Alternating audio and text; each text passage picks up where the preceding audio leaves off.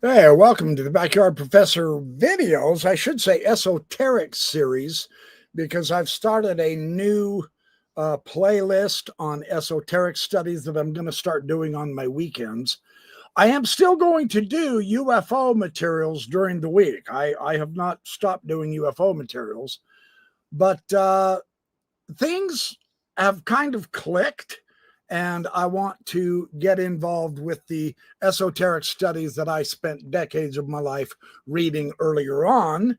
And I have been sifting through mountains of books to put this lecture together. I did present an introductory lecture last night on YouTube of Enoch, of kind of an overall view. Tonight, I want to focus on the tradition of Enoch. I want to focus on the books of Enoch, but I'm going to do something no one else on YouTube is doing. And this is amazing because I've watched many YouTube videos on Enoch. The people are producing fantastic videos. They are informative, they are beautiful, they are gorgeous, they are sumptuous, but they're missing the heart of this entire tradition. I'm going to give you the core, the heart. I'm going to give you the reason the Enoch tradition never died. It disappeared from certain parts of the world, but it never died. And now it's back with a vengeance. And I don't think that's a coincidence either, considering what our age is looking like right now. So, I do want to thank everybody for your support. This is a lot of fun for me to do. I will produce many videos on various aspects of Enoch, but other esoteric traditions. Were you aware, let me just ask you real quick, just as kind of an introductory fun teaser. Were you aware that some of the greatest literature in the world is hiding the mysteries in their writings? Now, I mean Shakespeare. I mean Rabelais, Pantagruel, and Gargantuan, or Gargantuan and Pantagruel. I mean Lewis Carroll's Alice in Wonderland. I mean the children's fairy tales of the Grimms. I mean Dr. Faustus, Faust himself. Some of the most beloved world's literature is hiding the deepest, most profound mysteries. And I'm going to get into that in this esoteric series. So the Book of Enoch is not the only thing we're going to be exploring. Through time, I will be producing a lot of materials on all kinds of stuff on the esoteric materials. There is no one better to start with than Enoch. I'm going to tell you about the discovery of the books, etc. And then I'm going to get to the heart, and I'm going to knock your eyes out of socket tonight. So buckle in. We're going for a ride, and it's a beautiful one. I love this stuff. That's just how it works. So welcome, everybody. I appreciate y'all showing up. Let's get going. That's enough introduction. Shut up and read. Now, I've been putting this together from my book for years. I cross-referenced all my books. And that's what I went to. If I find one book, I can find all the other books that I cross-referenced to it. And I've been making piles and piles, and I've been putting this together all week long. Last night's video was the introduction of the overall flow, the context, the world context of the esoteric themes in the world's literatures. Tonight, tight focus. Book of Enoch. Let's get going. Hey, Tim Rathbone, good to see you. Logan Clark, the Cynical Banana, Firefly, Dean Pollard, Other Sheep, Doug Vincent, love all you guys. Backyard Professor, what's he doing here? Oh, no, I just posted a couple stuff. Steph, Firefly, Aaron Clark, good to see y'all. Psychic Hamster, yes. So, there's enough hello here. Good to see you. Yeah, it's on my new playlist. I have to put it on my main page, I do believe, but yes, the new video from last night is up. So, okay, Without any further ado, let's get started. The rediscovery of Enoch, a lost scripture, returns to light. For centuries, the book of Enoch lay buried in obscurity, its name whispered in a few scattered patristic commentaries, its words quoted once in the New Testament, and then gone. Like a phantom scripture, it haunted the imagination of theologians and esotericists alike. A text known to be ancient, it was known to have influenced early Christianity, and yet it was presumed lost beyond recovery.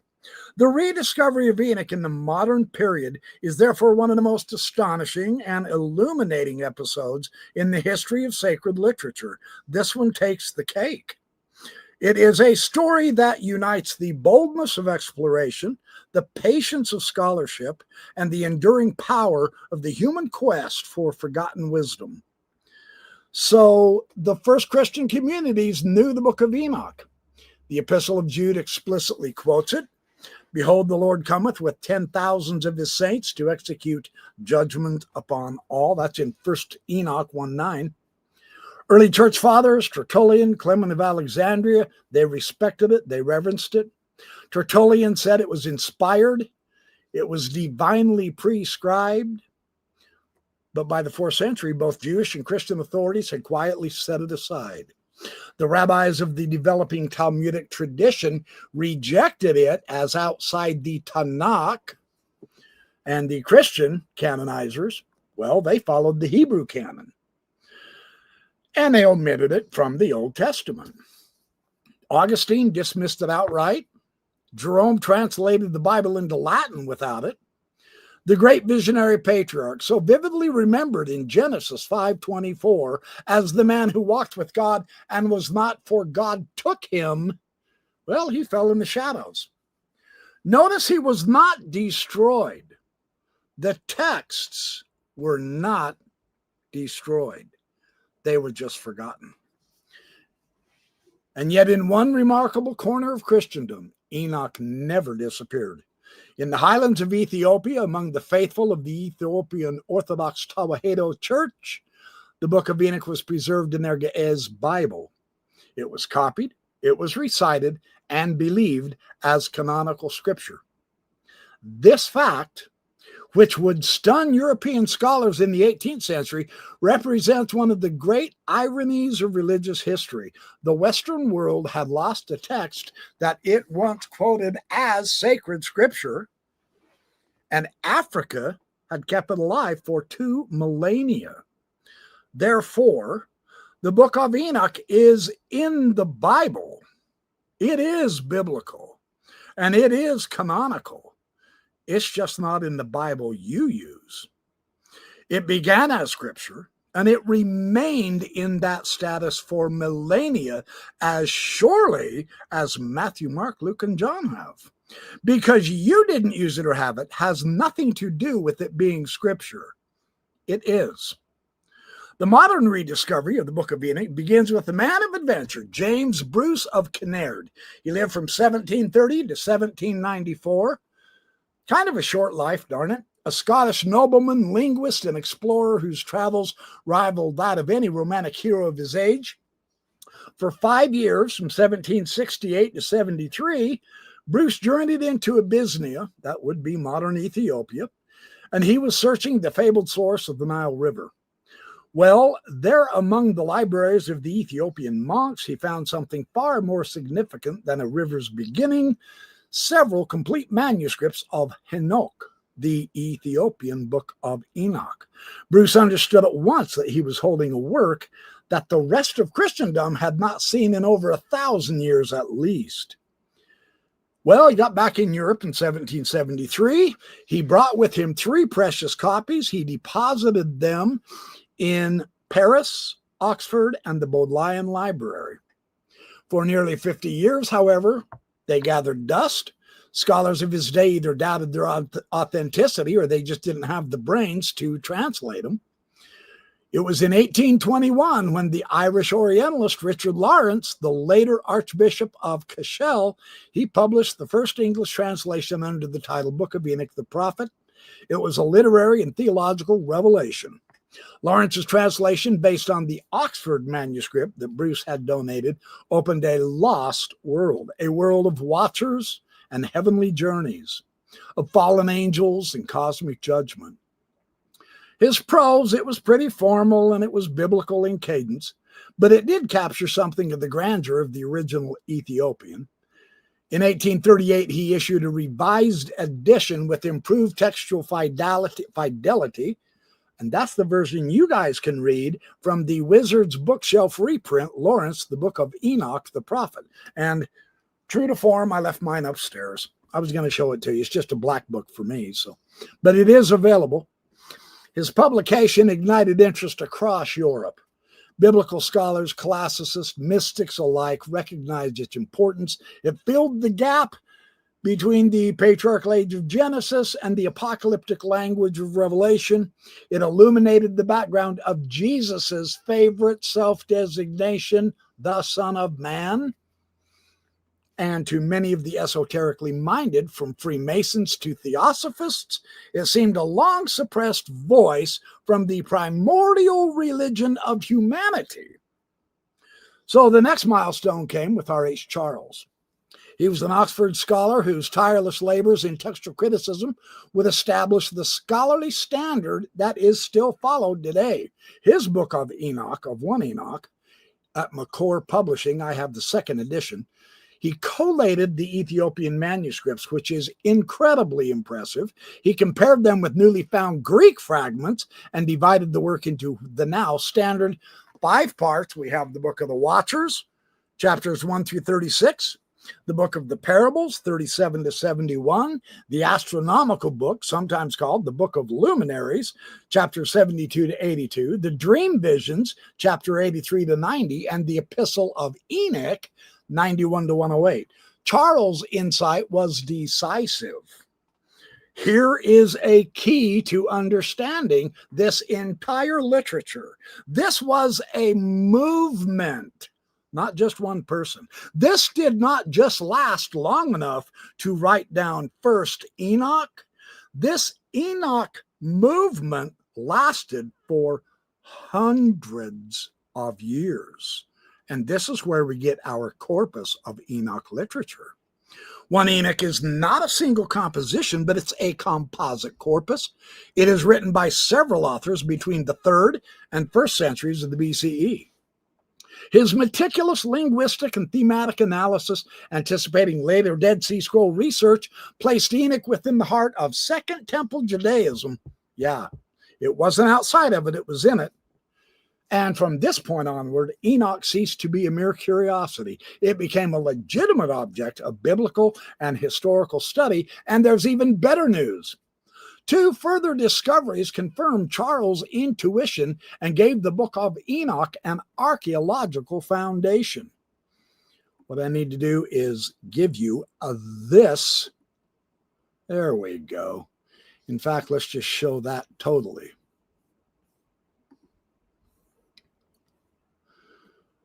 In 1886-87, French archaeologists excavating a Christian monk's grave at Akhmim, that's ancient Panopolis in Upper Egypt, he found a Greek codex containing fragments of one Enoch alongside the Gospel of Peter that also was not canonized in the Western canon, but it was considered scripture. What's his nose did an incredible study on that croissant, the cross that spoke. It's about as exciting as watching paint dry, but it's a hell of a scholarly tome, I'll tell you. Well, he found the Greek codex containing the fragments of one Enoch with Gospel of Peter. This Gospel, Panopolitanus, proved the Greek versions of Enoch had circulated in Egypt. So the Ethiopian text was translated an earlier Greek text. That's critical. And finally, in 1947, a Bedouin shepherd near the Dead Sea threw a stone in a cave and heard the crack of pottery. There's those caves. Within those jars lay the Dead Sea Scrolls, and among them, at Qumran 4, scholars discovered 11 Aramaic manuscripts of Enoch writings, not just fragments, whole manuscripts. 9 of a related text known as the Book of Giants. These fragments painstakingly originally published in the books of Enoch, Aramaic fragments from Qumran, K4, Oxford, 1976, proved beyond question that 1 Enoch had been revered among certain Jewish sects as sacred scripture. And they never stopped in the Christianity in Africa. So the Qumran community copied and studied it, probably considering Enoch their own ancestral sage. These fragments matched almost word for word the Ethiopic passages long known through Bruce and Lawrence. Thus, the Book of Enoch was vindicated as an authentic relic of pre-Christian Jewish apocalypticism, not a later fabrication. At this point, we must confront a crucial question, often posed by theologians and students alike. How could such a magnificent work quoted in the Bible itself have been excluded from the canon? Now, here is the interesting idea that so many people on YouTube miss. I'm going to give you a key to understanding this conundrum. It is not a conspiracy. It is not. I don't care what they say. I have the scholarship. What it is it's a diversity of early scriptural traditions that is at work here. The so-called Bible of the Second Temple period was not yet a fixed book. It was a fluid library. Different Jewish sects cherished different writings. You have the Torah, the prophets, the Psalms, and a multitude of inspired revelations, which are also in the Ethiopian canon. There's a reason for this. I'll explain. You also have Jubilees, Tobit, and Enoch. So after the destruction of the temple in 70 of the Common Era, after the Romans wiped out Jerusalem, the rabbinic teachers consolidated a more restricted canon. And why would they do that? They wanted to focus the texts that reinforced legal and communal cohesion because they had been slaughtered by the hundreds of thousands and thrown to the four winds. It was an absolute, total wipeout of Jerusalem. That is why they chose their canon carefully, not because they didn't like the book of Enoch, but because it didn't have anything to do with communal cohesion and reinforcing legal matters. At least that's how they read it. Enoch had extravagant angelology, and it was full of cosmic drama and stuff like that. That lay outside their interest. It wasn't because it was teaching weird, wild doctrines that they didn't believe at all. Ethiopia wasn't affected by the fall of Jerusalem. So their canon remained intact with Enoch and Jubilees and many other texts of Scripture before the book of Job in their scriptures, where it properly belonged. And that's an important point to make.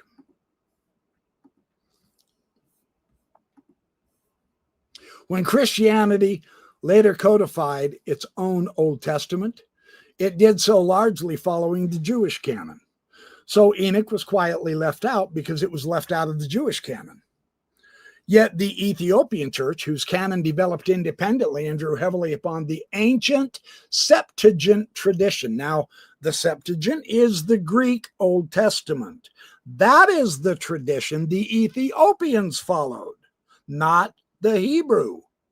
So they retained Enoch because it was in the Greek canon, and Jubilees as part of its scriptural inheritance. The result is that today the book of Enoch remains canonical in Ethiopian Christianity. Now, I don't care if this isn't a main strand of Christianity. It's not a fact that you either have to be a West Christian or an Eastern Orthodox Christian or you're not Christian. That's just pure polemics. That's not even factual. It is canonical in Christianity, just this part. Even if it is apocryphal elsewhere, that's irrelevant. It's a living witness to the multiple pathways through which divine wisdom can survive, according to James C. Vanderkam. So this is quite remarkable. We have here something magnificently interesting. The rediscovery of Enoch represents more than just a return of a lost text, however. It marks the restoration of an entire spiritual cosmology. Through Enoch's visionary eyes, the heavens open. The architecture of creation and time and judgment is unveiled. The fallen watchers mirror the perennial human temptation toward forbidden knowledge. The angelic orders and the cosmic calendars reveal a sacred science older than dogma and deeper than creed. It's no wonder that Margaret Barker could write, "To recover Enoch is to recover the lost theology of the first temple." From Bruce's Ethiopian manuscripts to Lawrence's Victorian translation, from Charles' critical additions to the Qumran scrolls, the Book of Enoch has emerged as a cornerstone of the human religious imagination. It bridges the world of Genesis and Revelation, of temple and apocalypse, of mystic and scientist. It speaks across millennia, whispering again of a man who walked with God and was not, for God took him, the first mystic of history, and perhaps the archetype of all who seek divine ascent. So and that's the end of my part one, so I'm into part two now. And if part one revealed the extraordinary discovery of Enoch as a lost scripture in Western Christianity and Eastern Orthodox Christianity, but not in all of Christianity, then this part reveals the grandeur of the text itself. Let's take a look at it. To enter the book of Enoch is to step into a vast spiritual cosmos. Now, what do I mean by that? Well, let's take a look. This is a cosmos that unites heaven and earth, morality and mathematics, justice and astronomy, angels and stars. The Enochic literature is not simply an ancient apocalyptic text, not by a long shot. It is a cosmic map of creation. It's understood by a civilization that saw no division between the science and the sacred. In this sense, Enoch is a bridge between myth and metaphysics. It is an early human attempt to articulate the moral structure of the universe in the language of visionary experience. And it has a five-fold structure. Let's take a look at that. We follow R.H. Charles' definitive arrangements, right, in one Enoch into five major themes. Now, this division does not indicate authorship by five separate individuals, however. It's five epochs or schools within a living Enochian tradition. Together they form a grand unity. A symphony in five movements is what George Nicholsburg calls it. Each part has its own style and vision and theological focus, but they're all joined by a single pulse. And that pulse is what everyone seems to be ignoring. And I'm going to give it to you full blow, double barrel shotgun shot, full of power. It is the exaltation of divine order and the vindication of the righteous. And I will be going into detail in that tonight. So the opening section, and this is the most famous part of the book of Enoch, the book of the Watchers, of course, man. Everybody on YouTube loves to talk about these guys. The Nephilim, right? I'm going to not go to the periphery like that. I'm going to go to the heart and give you the real good stuff. As good as this Watcher stuff is, it's not the core. And of course, the Watchers expand on Genesis 6, 1 through 4. The sons of God saw the daughters of men that they were fair, and they took them wives of all which they chose. In Enoch, this cryptic verse becomes the nucleus of an entire cosmic drama, however. 200 celestial beings. They were led by Shemaiah and Azazel. They descend to earth upon Mount Hermon. They swear an oath of mutual complicity. Their transgression is not lust alone. It is part of it, but that's not the whole story. It is the transfer of forbidden knowledge. the heavenly arts that humankind was not yet meant to master. Azazel teaches metallurgy and weaponcraft. Others instruct in enchantments, astrology, cosmetics, and the signs of the stars. The mist's power lies in its psychological and moral depth. The sin of the Watchers mirrors the perennial human temptation to use knowledge for domination rather than for illumination. Hugh Nibley observed that Enoch's world fell as ours will fall, not for lack of intelligence, but for its misuse. Enoch's response is the call of divine justice. And that's when you get the archangel Michael and Gabriel and Raphael. They descend and bind the rebels. They cast them into the abyss and they purify the corrupted earth. Yet the story is not merely a moral allegory. It is theology written as cosmic physics. The descent of the Watchers fractures the balance between heaven and earth. There is where the problem lies. The descent of the Watchers fractured the physics. Light and matter is now fractured. Law and chaos is changed. So in this sense, the book of the Watchers is less a myth of angels than a revelation of cosmic entropy. It is order disintegrating through unbalanced wisdom. And Charles notes it may represent the earliest statement of the doctrine of the fall of the angels. See centuries before its elaboration in Christian theology. This is quite interesting. The second section of Enoch is the book of parables, the similitudes. This introduces for the first time in ancient literature the mysterious figure of the Son of Man. And this has been written more about probably than any other biblical subject. I once attempted to write a paper on it, and I wanted to be thorough, and I found over 1,200 scholarly articles on this. No, I did not get them all purchased, and I gave up. I said, there's too much.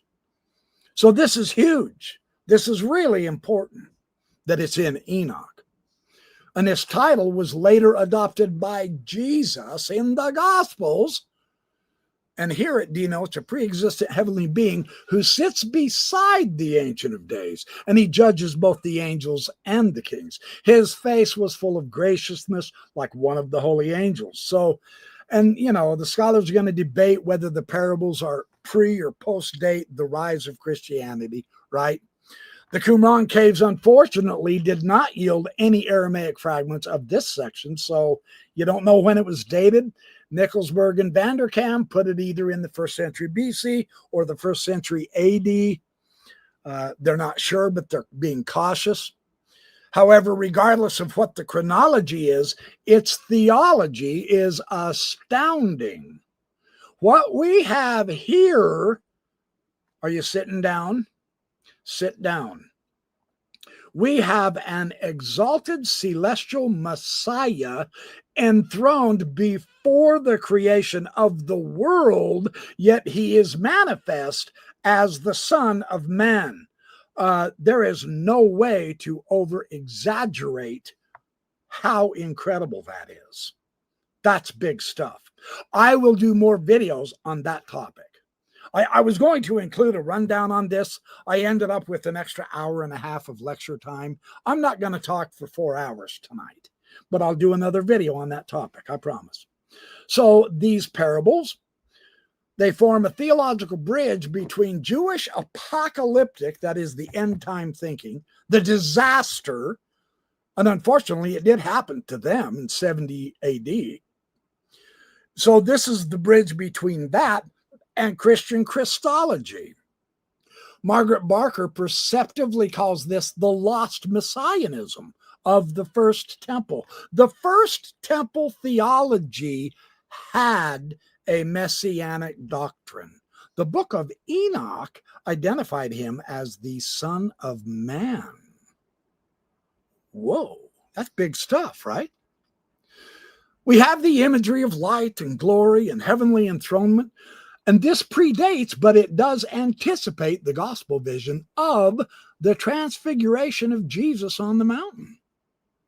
In Enoch, divine judgment is not the annihilation of the world. That is not the subject. It is the unveiling of its hidden justice. The righteous shine like stars, the oppressors fade like shadows. So, where the Book of Watchers deals with cosmic morality, the astronomical book addresses cosmic law. And this one just blows the scholar's mind, and here's why. It's sometimes called the Book of Luminaries. This portion describes the movement of the sun, the moon, the stars through what they call heavenly gates. These gates mark the ecliptic divisions through which the sun passes each month, and the lunar phases correspond to specific calendrical harmonies, according to Charles. This section's precision astonishes modern readers. It lays out a 364-day solar calendar. You have 12 months of 30 days, plus 4 intercalary days, and each one of them are lined up with the solstices and the equinoxes. This is symbolizing justice and balance in the heavens. The Enochic community regarded this calendar as the true priestly reckoning, contrasting it with the 354-day lunar calendar. And that is what was used by later rabbinic authorities. The Book of Enoch and its community said that doesn't work. Now, Leonore Leet, in her Secret Doctrine of the Kabbalah, develops a remarkable geometrical theology of sacred time. She argues that Enoch's calendar embodies the first mathematical representation of the cosmos as a temple of light.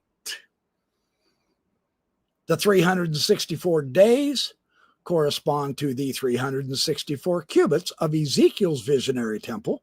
The cycle of the sun mirrors the circuit of divine wisdom through creation. So the astronomical book stands not as primitive science, but as a spiritual physics of light and measure, the architecture of eternity rendered in time is how they would have looked at that. Now we get to the dream visions, and sometimes this is called the animal apocalypse. These reveal Enoch as a seer of history. So here the prophet recounts 2 visions.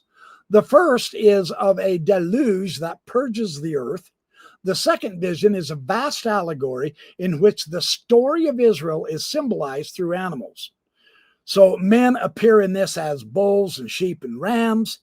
The fallen watchers are predatory beasts, and the righteous remnant are the white sheep guided by the Lord's flock. So this section is unparalleled in Jewish literature for its scope and audacity. It narrates all of history, from Adam to the final judgment. Now here's what Vanderkam says. The dream visions transform moral prophecy into a mythic historiography. In other words, it spiritualizes history. So the exile, the prophets, the coming of the Messiah, they are not only national events, but they're eternal symbols in the drama of the soul. And Nibley comments that Enoch's dream reduces empire and priesthood alike to beasts, for only the spirit makes the man human. Enoch restores that. In the closing image, the Lord erects a new house, the temple of light, wherein the sheep are transformed into men and the nations of the earth are reconciled. Here again, the architecture of heaven and earth converge. And the final portion is the epistle of Enoch. Now, it's intimate, but it's still cosmic. It records Enoch's counsel to his children and descendants. It's blending moral exhortation with eschatological revelation. He speaks of the weeks of history, a symbolic schema dividing time into 10 weeks, our eras, culminating in the eternal judgment and the descent of the New Jerusalem. And I will be making probably several videos of this as well. This has remarkably interesting ideas I want to elaborate on, but I can't tonight. I will soon. So the tone of this is deeply ethical. In contrast to the punitive imagery of some apocalyptic writings, Enoch's final teaching centers on the justice of God as mercy. The righteous, he says, shall rise from their sleep, and the wisdom shall be given to them. For Enoch's righteousness, this is really interesting. For Enoch, righteousness is alignment with the cosmic order. Sin is deviation from that. So his moral vision is inseparable from his cosmology. It's like in the Pythagorean and the Kabbalistic traditions that would later echo him. Moral harmony mirrors the harmony of the stars. If you're out of harmony with the cosmos, you're out of harmony on Earth. And that might very well be our problem in our day right now. So the myth of the Watchers remains the heart of Enoch's theology. It is a story that transcends its own mythology. It's a meditation on the nature of power and the perils of knowledge. See, when we look at Azazel, his sin is teaching the cutting of roots and the beautifying of the eyelids. Now, you go, yeah, well, that's pretty trivial from a modern standard. But it encapsulates an enduring metaphysical truth. Granted, we're looking at something so trivial that you can't help but yell at God about this. Come on, make it important, will you? It is. You're missing the metaphysical truth. And this is why Enoch is so important to pay attention to carefully. Technology and artifice severed from wisdom leads to corruption. And I'll elaborate on that here in just a few minutes. Lawrence's translation captures with almost clinical neutrality with which the text lists the angels' lessons you have enchantment and metallurgy and astrology. But in that cold enumeration, we see the beginning of tragedy. The heavenly order has been violated not through violence, but through premature enlightenment. And this is the metaphysical base. Illumination without the purification. Again, the modern parallel. When the Watchers came down, they brought us the gifts of civilization, and we adored them, but they were full of poison. The sword cuts both ways. In this sense, the fall of the Watchers is the myth of modernity itself, what we are in. Knowledge as the double-edged fire of Prometheus. Lead expands this insight geometrically. She interprets the descent as a rupture in the balance of the cosmic tree, a distortion of the sacred cube of creation. The angel's descent into earth distorts the geometry of divine order, and Enoch's ascension repairs it through the restoration of measure. That's why he is one of the measurers, like Thoth in ancient Egypt. A very important connection there. So Enoch's journey is both historical and metaphysical. The healing of creation through realignment with divine symmetry. There is the basis of the sin. After interceding for the fallen angels, Enoch himself is drawn upward. His ascension through the heavens. We have that in 1 Enoch 14 and elaborated in 2nd and 3rd Enoch in almost the most sublime passages of ancient visionary literature. He's carried by the winds. He's surrounded by light. He's brought before the great glory upon the throne of crystal. See, this imagery is detailed in Lawrence's stately prose, and it rivals the Merkava visions of Ezekiel. Here's what Lawrence writes. The great glory sat thereon, and his raiment shone more brightly than the sun, and whiter than any snow.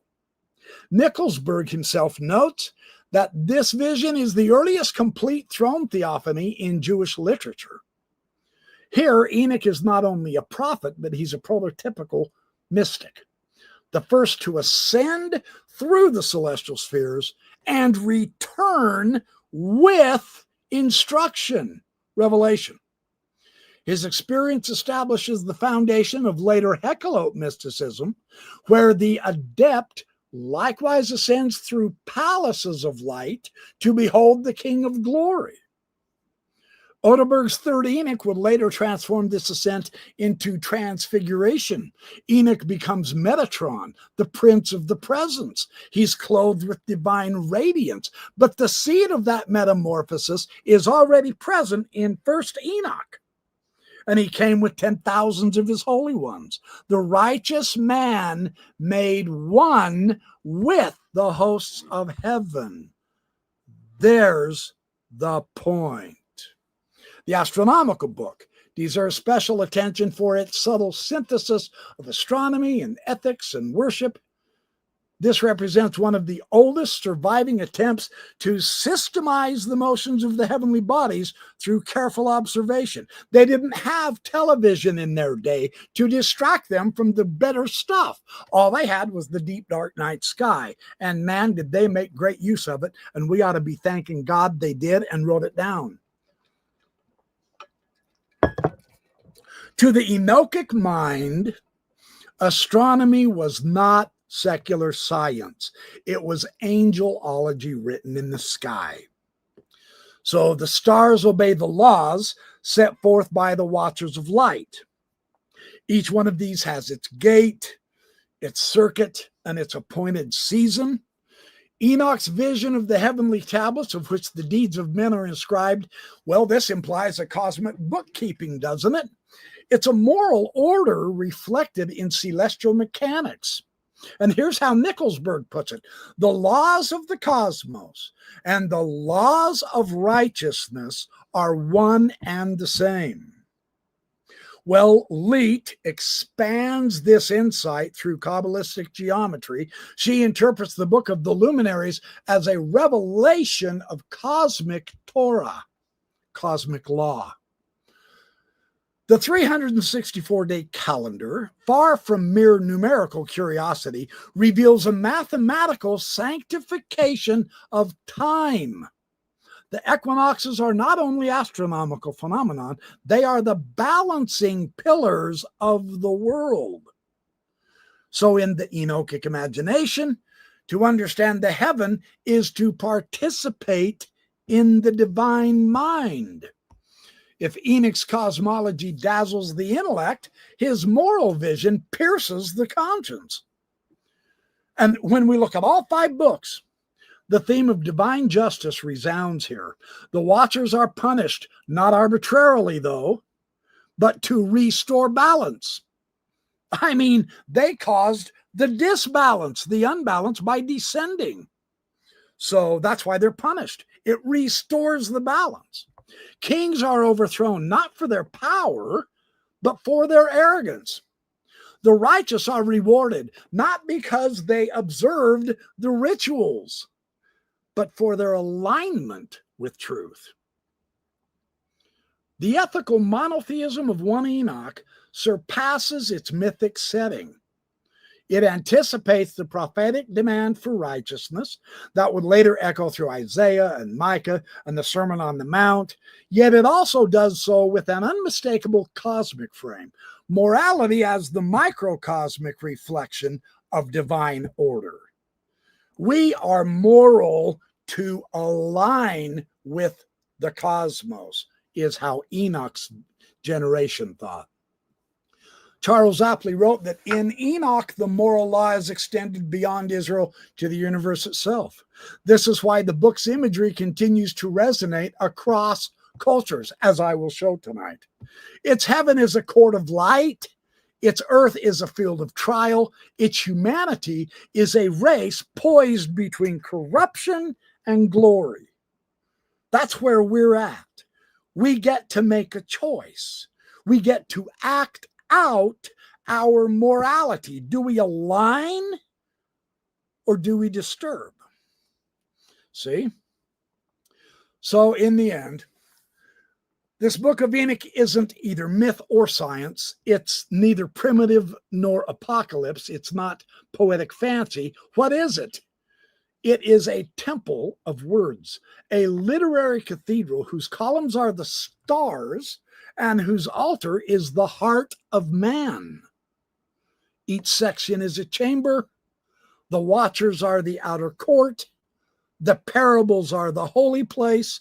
The luminaries are the sanctuary of measure. And the dream visions is the veil of prophecy. And the epistle of Enoch is the holy of holies of the soul. It fits beautifully with the architecture of the first temple, which was a miniature ordered cosmos model. That's why they went there. So, Leach Universal Kabbalah reads Enoch's structure as a cosmic Merkava of light. This is where geometry and time and consciousness converge together into one. Margaret Barker sees in it the theology of the first temple brought back. It's restored. From another angle, it's a handbook for the ascent. Whichever interpretive lens we use, the conclusion is the same. The Book of Enoch presents humanity not as fallen dust, but as potential light. Its architecture is not only descriptive, but prescriptive. We have here a design for spiritual ascent. We have the geometry of return. Through Enoch, the ancient world proclaimed a truth the modern world has nearly forgotten, that to know the heavens is to know ourselves. To ascend to them is to become what we were always meant to be. That's the core of the book and legacy and generations of Enoch. So, among all the ancient religious texts, few scenes equal the spiritual grandeur of Enoch's ascension.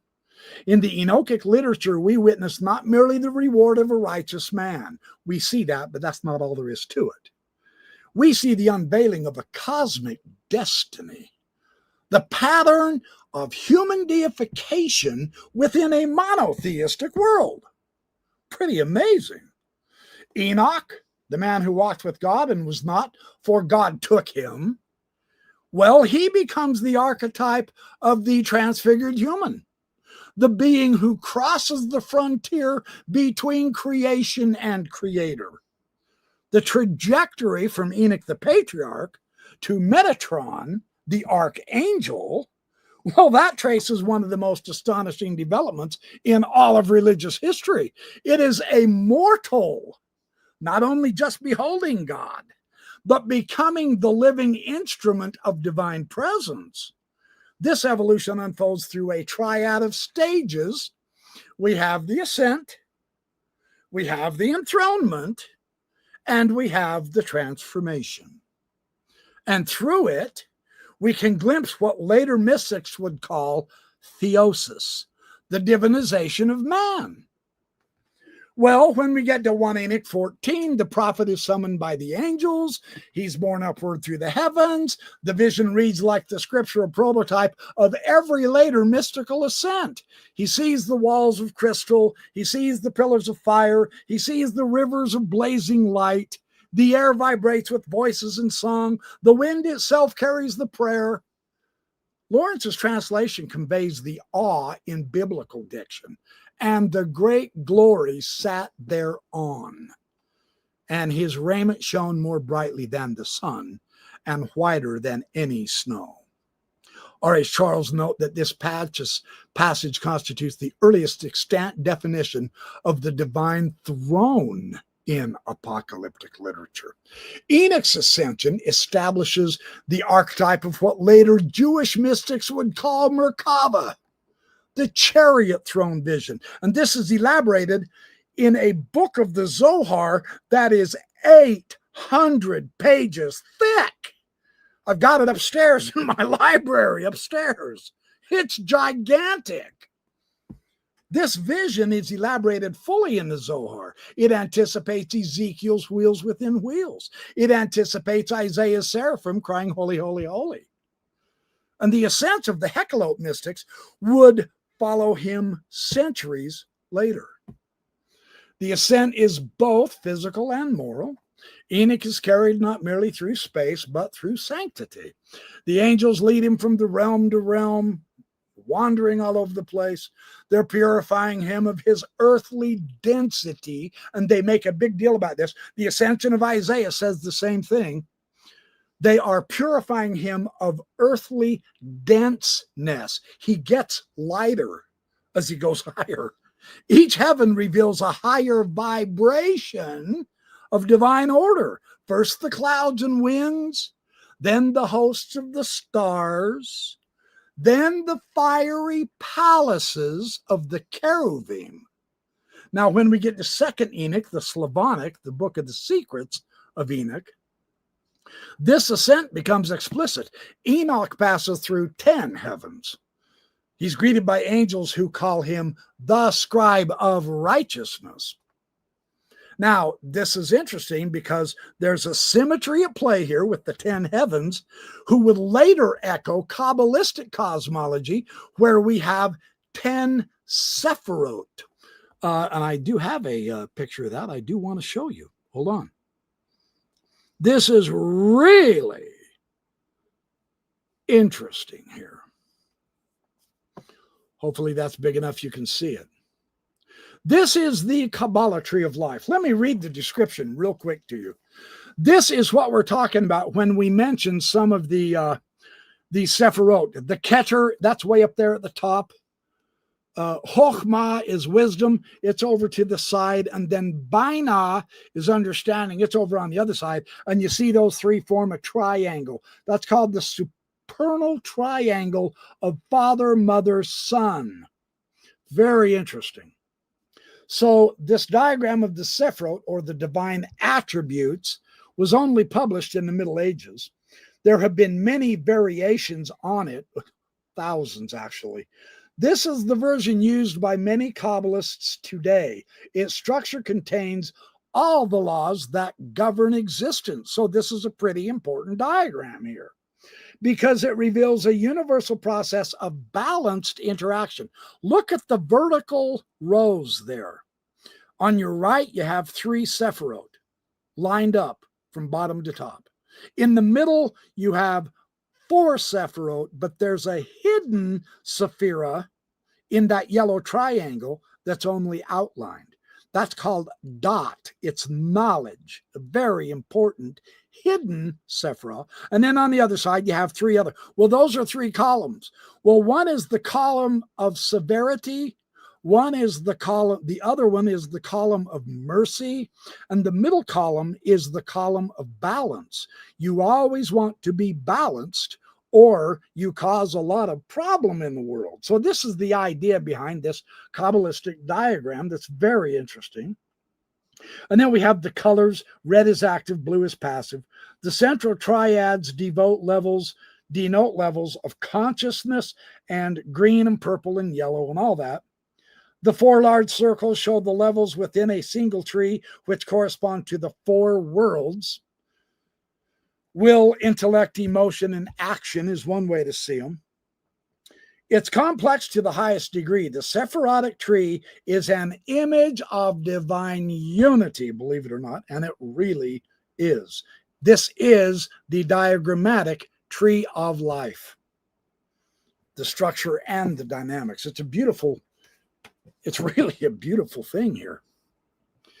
And I will do lots of videos on this Kabbalah diagram, because, boy, are there a lot of mysteries in this one. This one is a beauty.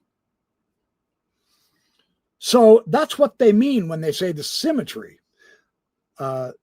as I was looking through several of my texts on the Kabbalah, they kept mentioning this 10 heavens idea, and it's Kabbalistic, etc., because the 10 Sephirot form the emanation ladder of the divine. Leonore Leach suggests that second Enoch's tenfold ascent prefigures this tree of life. And this is the first revealed geometry of divine order. That's interesting. So the ascent of Enoch becomes the ascent of consciousness itself. The movement from the material to the luminous, from the external cosmos to the inner throne. This is a huge mystical point that we need to keep in mind. When Enoch arrives at the summit, he's placed before the great glory. The texts describe a moment of almost unbearable tension, the mortal standing before the infinite. In 2 Enoch 22, God commands the archangel Michael to anoint and clothe Enoch with garments of light. Go and take Enoch and strip off his earthly garments and anoint him with my sweet oil and put on him the garments of my glory.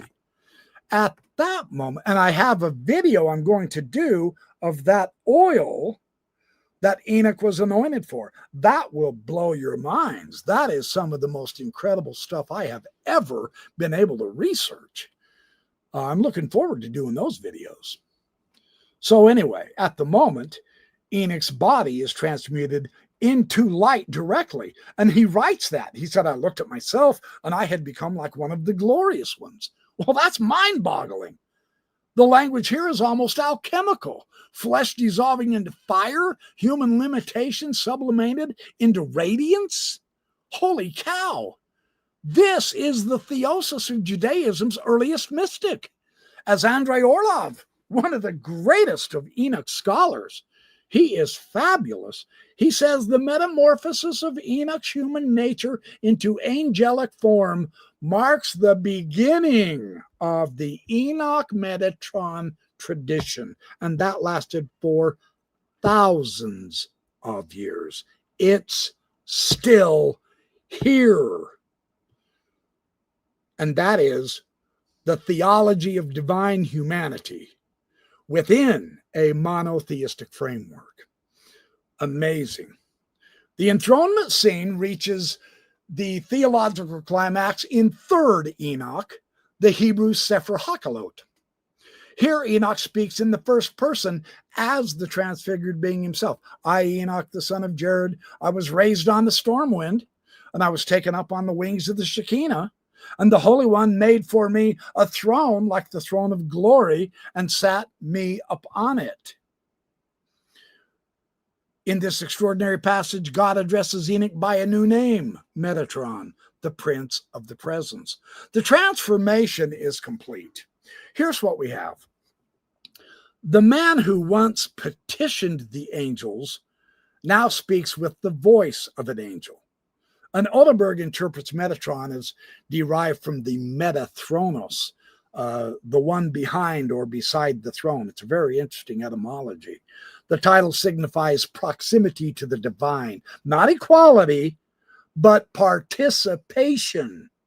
Metatron is the first creature to stand within the radiant aura of the Godhead and yet remain distinct from it. This is high theology. The transformation of Enoch into Metatron represents the climax of the Enochic mysteries, the Enochic mythos. And it is the beginning. Notice this. This is the beginning of Jewish mystic theology. So 3rd Enoch describes this process with ritual solemnity. The Holy One commands the angelic host to bow before Metatron. A crown of light is set on his head. 365,000 eyes of fire are opened within him. Notice the language here. This is huge. It's reflecting the 365 days of the solar year, but they open within Enoch. The symbolism fuses time and eternity, the cosmic year incarnate in a single transfigured being. Wow. Wow. Orlov, analyzing these passages, calls Metatron the anthropomorphic hypostasis of the divine name, the embodied expression of the ineffable. The same principle was said of Jesus in John when he identified Jesus with the Logos. That's what blew the Jews' minds. So Enoch does not replace God. He reveals the divine immanence within creation is what he does. The transformation serves as a theological answer to the problem of transcendence. God remains utterly other. That's not threatened. Yet his glory can dwell in a purified human form. And that's what the intercessory prayer of Jesus in John 17 is all about.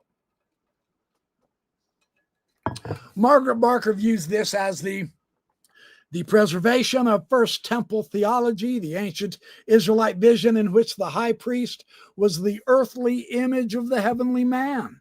Enoch is the restoration of Adam, she writes. The priest who once stood in the Holy of Holies, robed in light, and who now stands again in the presence of the Lord. The Metatron figure reunites the lost dimensions of priesthood and prophecy and divine sonship. Leonora Leet, in her books on the Kabbalah, emphasized that. She further interprets Metatron as the cosmic geometry of consciousness itself. Now that's deep waters.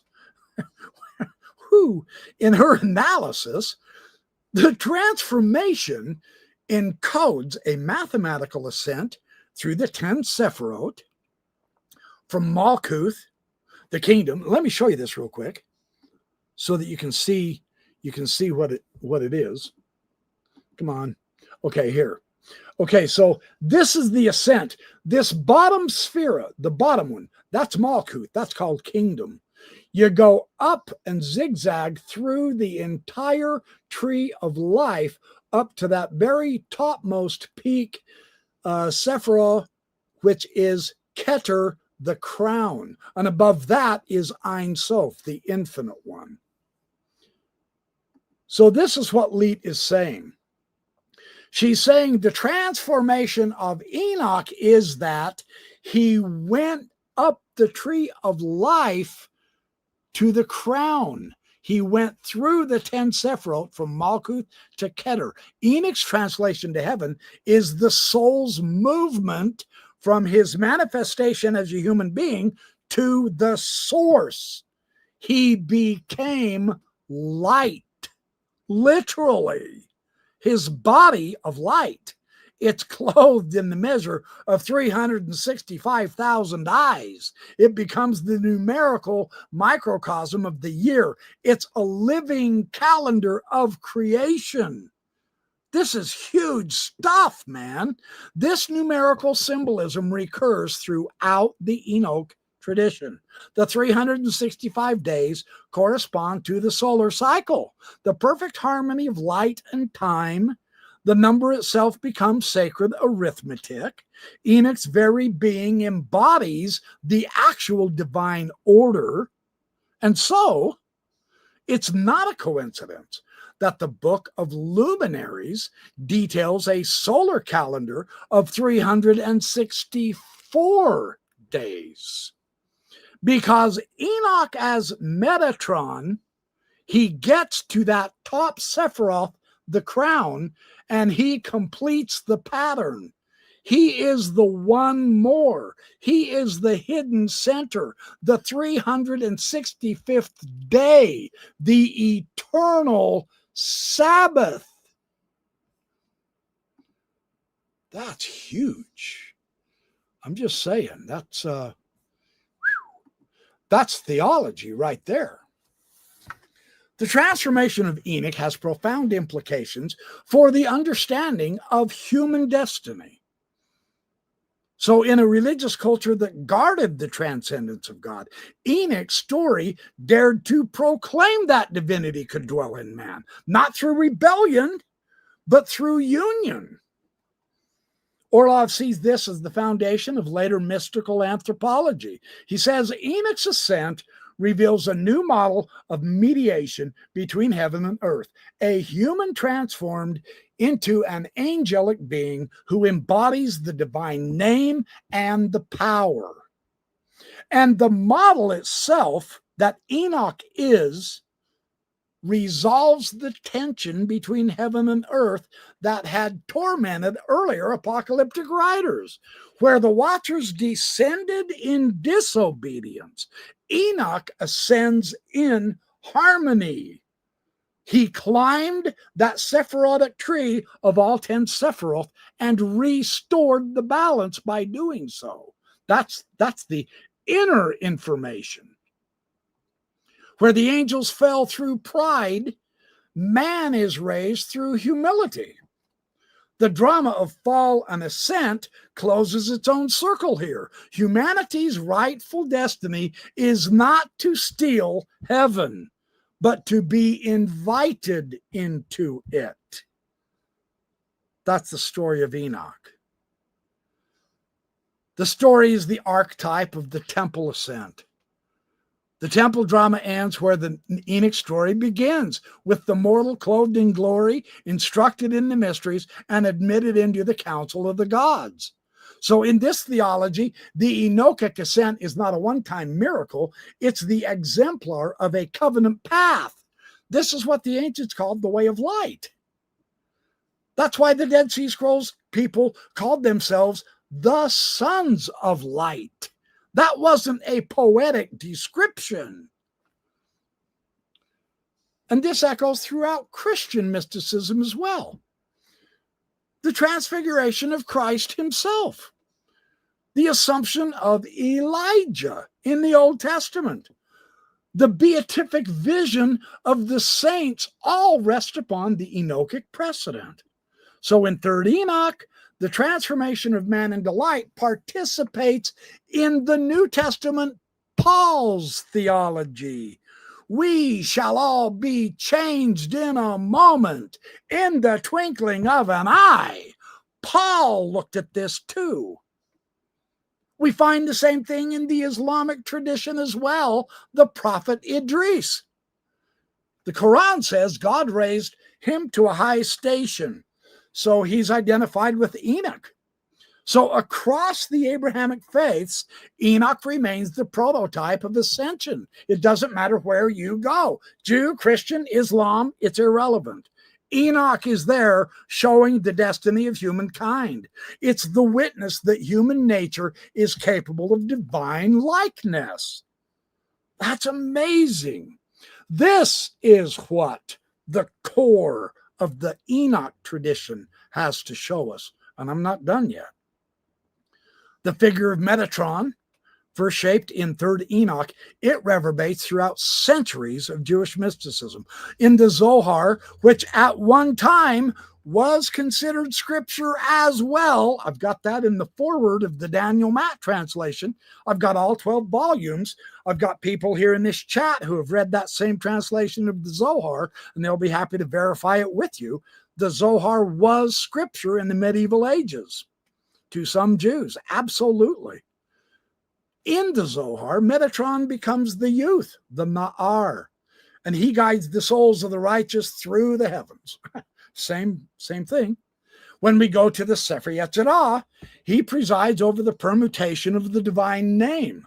Those are keys that get you up the pole that I talked about in yesterday's video. It gets you up the pole and through the gate of heaven. This is the same thing as Odin receiving the runes. Well, Enoch is presiding over the permutation of the divine name. And in later Kabbalah, he's identified with Tiferet. That's the central sephira on the tree of life. I've got to show you this too. Oh, this is fabulous. That middle one right there, Tiferet. It's called beauty for a reason. This is a very important diagram, a very important point. Enoch is Tiferet, the central Sephirah, and this mediates between the upper and lower worlds on the Kabbalah tree of life. There he is again. He's the great mediator of worlds.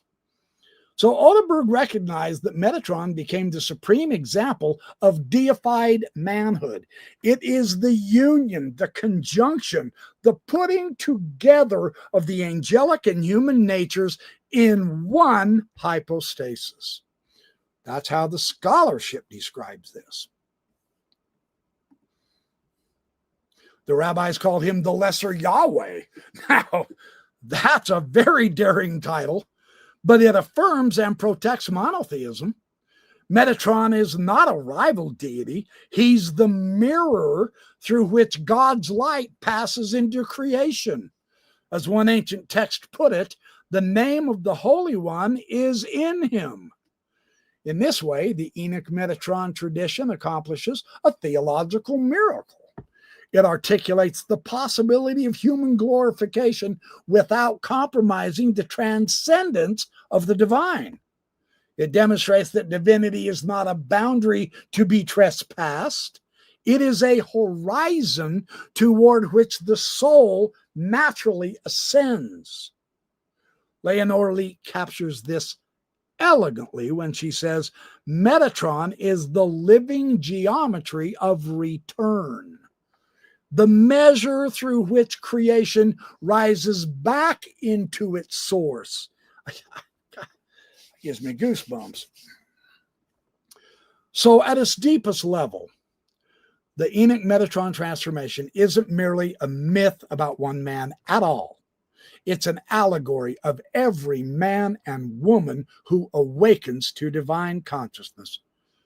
Enoch's path from earth to heaven, it mirrors the spiritual evolution of humanity itself, the slow transfiguration of matter into light, not into machine, but much greater light. In the words of Margaret Barker, the lost vision of Enoch was the lost vision of humanity's divine vocation, to be the image of God restored in glory. That is why the discovery of the Book of Enoch in modern times has rekindled more than academic interest. It has awakened a sense of spiritual lineage. So in Enoch's apotheosis, the ancient world glimpsed its own perfection. The vision of the man who becomes light is the prophecy of a future humanity, redeemed, illuminated, and enthroned in the heavens, not a calculating machine stuck on earth. We are not computers. We are something much greater. The Enoch story is the story of man's rightful journey to become not God apart from God, but God's in God. The Enochic tradition therefore offers a theology of hope. The divine is not alien to us. That is our actual truest nature. The ascent of Enoch reveals that holiness is not escape from the world, but it is its transfiguration. The man who once walked with God still walks with us. His steps echoing across ages, inviting all to follow the path of light. So the Enoch-Metatron mystery is the blueprint of spiritual destiny. We can begin back at Adam, if you want, from Adam's exile to Christ's resurrection. We can go from the Watcher's fall to the mystic's return. The same rhythm unfolds: descent, purification, ascent, and union. Enoch embodies that rhythm in its purest form. He is the axial man, the bridge between earth and eternity. He ascends, restores the harmony that was disrupted by the Watchers, And then his transformation consummates the purpose of creation. In him, the divine experiment of humanity succeeds. It's a victory. So as the Hermenia commentary beautifully observes, the man Enoch becomes the vision of what humanity was meant to be, the luminous reflection of God's own presence in the cosmos. Nickelsburg and Vanderkam, they're fabulous volumes. So this is why the book of Enoch continues to speak with undiminished power right now, because its message is ancient and prophetic, but it is also knowledge that must serve wisdom. Light must clothe love, and destiny of the human being is not destruction, but it is transformation. So from patriarch to prophet, from prophet to angel, from angel to Metatron, the journey of Enoch is the journey of all of us, the unending ascent toward the infinite. So,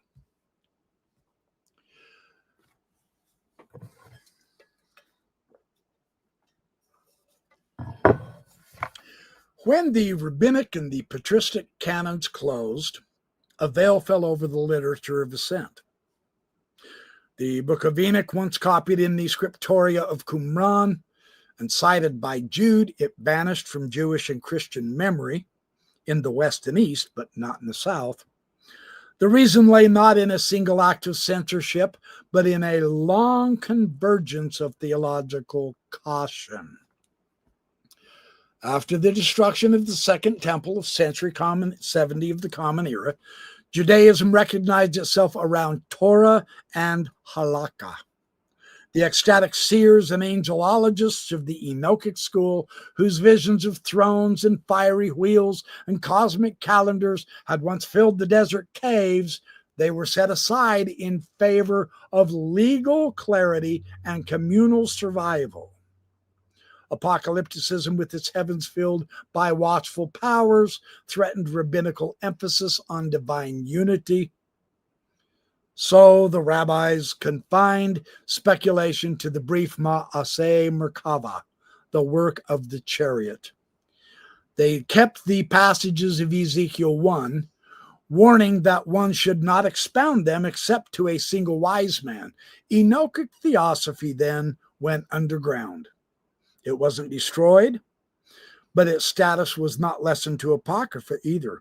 It remained scripture to those who held on into the light in Ethiopia.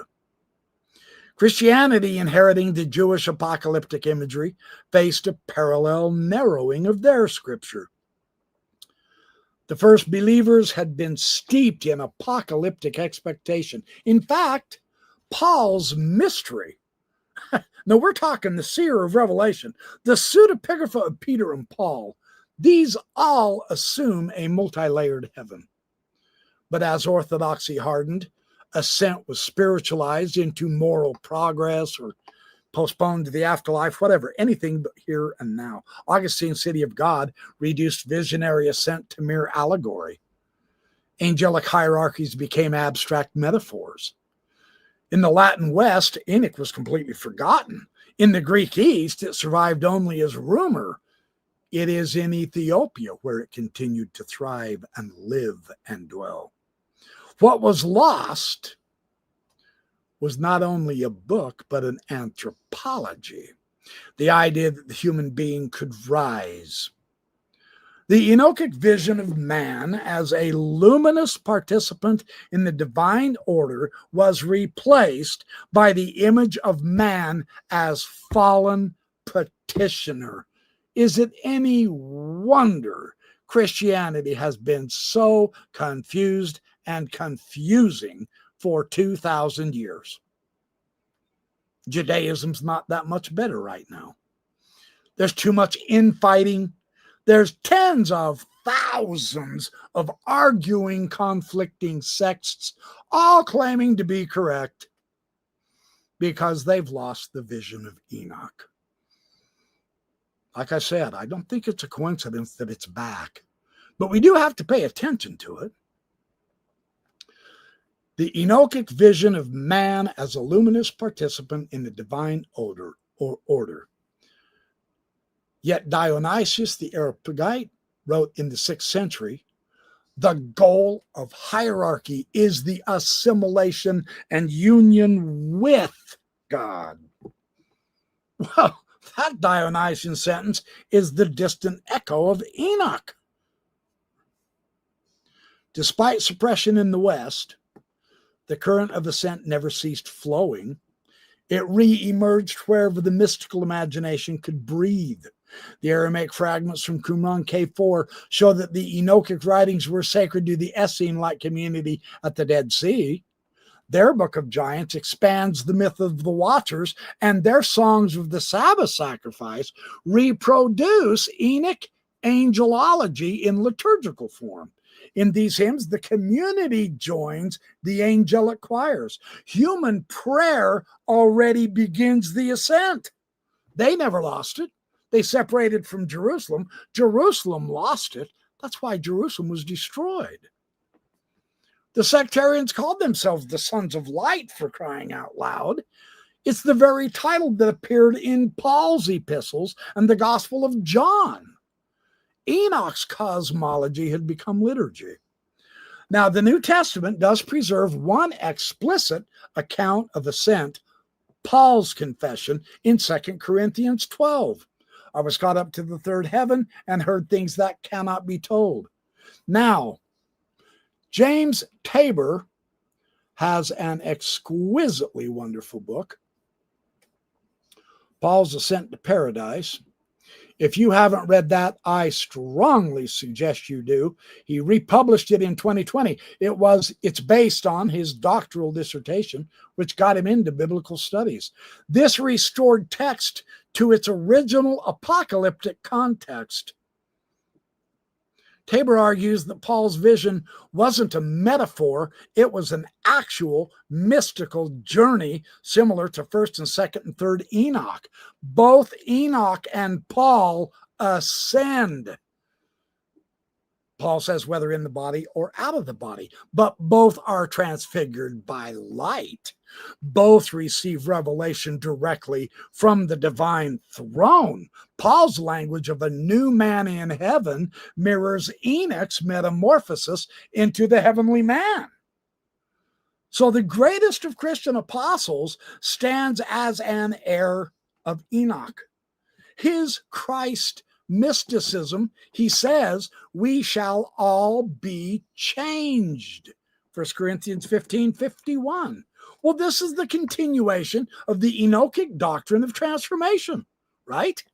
Between the 3rd and 7th heavens, Jewish mystics known as Yordai Merkava, the descenders to the chariot, they revived the vision of Enoch.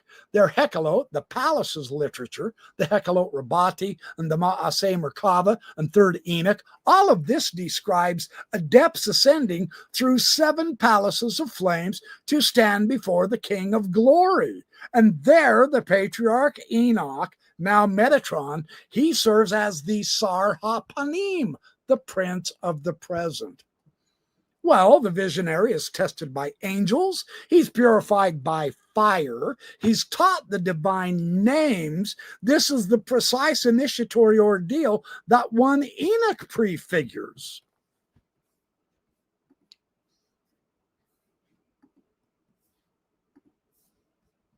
In Hecalot literature, Gershom Scholem notes that these mystics regarded their experiences not as metaphors. No. This is liturgical theurgy. The soul actually travels. They mean that physically. The Enochic current had resurfaced as the first Jewish esotericism. And in the 7th century, we once again meet this same image of ascent, and it comes out in Islam. This is Muhammad's famous nighttime journey, the Miraj. and he goes through the seven heavens. It's structurally identical to the ascents of Enoch and Paul. He meets angels and prophets. He passes through the fiery veils. He stands before the throne of the divine. It's the same thing. Muslim commentators soon identified Enoch with the Quran prophet Idris. He was truthful, a prophet, and we raised him to a high station. Henry Corbin's great study of the Miraj, mysticism, and the imaginal world show that Sufi authors such as Ibn Arabi understood the ascent. And here's what they said. They said the ascent is the human soul's return through the celestial hierarchies to its archetype. Well, in this Islamic retelling, the Enochic myth became a universal metaphysics of ascent, an anagoge of the heart. So with the closing revelation in the West, interestingly, philosophy stepped up, and it became the new vehicle of ascent. If religion didn't want it, philosophy did. In the Greek world, the Orphic and the Platonic traditions took up the same task that Enoch had begun, to teach the soul its divine origin and guide it home. Welcome to the Eleusinian mysteries, folks. Welcome to the mysteries of Isis in Alexandria. Algisus Davnis, in his tremendous materials, Philosophy and Theurgy in Late Antiquity, published it in 2004, and in his book, The Golden Chain, published in 2003, he describes the classical philosopher not as an academic, but as an initiate. The Platonists sought after henosis, that is, union with the one through purification and contemplation and ritual. Well, this was philosophy as rite of rebirth. Plotinus himself ascended alone to the alone. Proclus prayed to the gods as the luminous ones who raise us upward. Iamblichus defined theurgia as the power of the divine in us, moving toward its own source.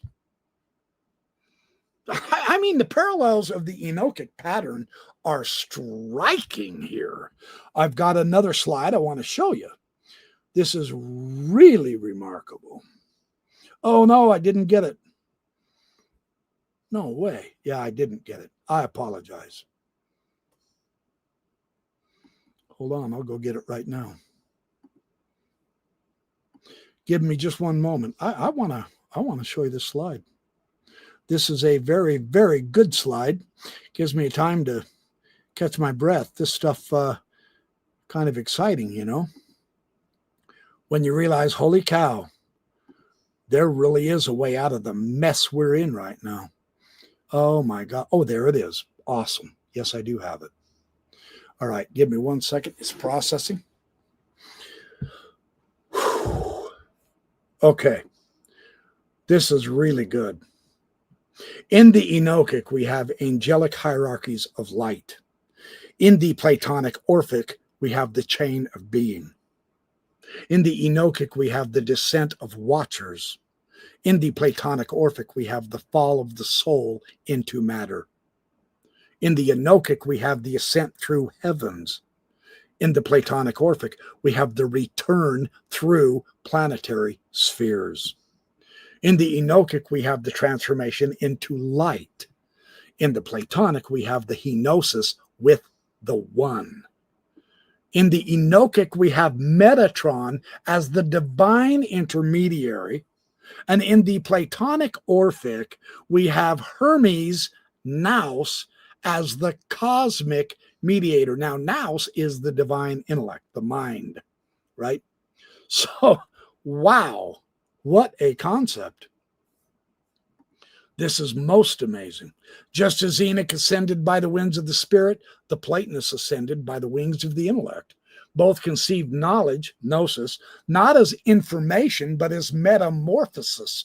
Metamorphosis is the transformation of something into something greater, purer, more holy. That's what they were looking at. In the Hermetic dialogue Poimandris, the crown of the corpus hermeticum, the disciple rises through, again, the 7 planetary spheres, shedding the passions at each sphere. They shed lust in Venus, pride at the sun, deceit in Mercury, and he keeps going up and up and up, getting rid of all the weaknesses of the flesh until he stands naked before the divine intellect. And he's being made divine, writes Hermes Trismegistus. He enters into the order. Well, this is Enoch's own itinerary retold in Greek and Egyptian symbols. The divine scribe Thoth Hermes is the Egyptian counterpart of Enoch. They're both scribes. Both are heavenly scribes. They're both masters of measure. They're both mediators of the divine wisdom, and they're both prototypes of the deified intellect. And this is what Uzdovnus observes. He says that in both myths, to write is to create. The hieroglyph or the celestial tablet is the image of the eternal forms. The mythic logic is one. Knowledge, when rightly pursued, leads to redemption. That's the point. Where the Watchers fell by teaching the forbidden arts for power, for personal gain, with regard for anyone else, with no regard for anyone else, it was all for themselves. The philosopher priests rises by transforming knowledge into virtue. This is the sharing and the blessing and the teaching to others how to transform, improve, and be happier. Theurgy is the sanctification of intellect. That's why they practiced it. It's the reconciliation of science and spirit. In this sense, Enoch is the first theurgist, And the Renaissance revived this lineage consciously. Marsilio Ficino's translation of the Corpus Hermeticum in 1463, it presented Hermes Trismegistus as the Prisca Theologia, the ancient theology. And this preceded Moses. This is older than Moses, man. Giovanni Pico della Mirandola read one Enoch and the Zohar together as one book. And he said that the Kabbalah and the Orphic hymns sing of one ascent. Both men saw philosophy and prophecy as parallel ladders to God. See, philosophy is not the enemy of God. It is the loving wisdom of men to gain in order to get to God. Philosophy, the love of wisdom, is what they were looking at. John Dee, 1527 to 1608, this is the Elizabethan mathematician Magus. He took the analogy literally. Him and his seer Edward Kelly recorded dialogues with angels in a revealed Enochian language. It's a system of celestial letters and geometric sigils. Whatever its psychological status, the Enochian project reveals the depths of Europe's hunger for the lost science of ascent. To speak the angelic tongue was to restore the pre-Babel communion of heaven and earth. Dies Monas Hieroglyphica is a fusion of alchemical, Kabbalistic, and mathematical symbols, and I will be doing videos on that as well. It visually encodes the same cosmic geometry that Leonore Elite later discerned in Enoch's Book of Luminaries. Of all things, man. The alchemist, too, inherited the Enochic impulse. The Emerald Tablet of Hermes declares that which is below is like that which is above, and that which is above is like that which is below. This is the axiom, the base, the solid start of the concept of ascent. Matter mirrors spirit. The human mirrors the divine. To transmute lead into gold alchemically was the symbolization of the transmutation of the person's soul. Enoch's transformation into light finds a Renaissance analog in the alchemist's conjunctiono, the union of opposites in the crucible of consciousness.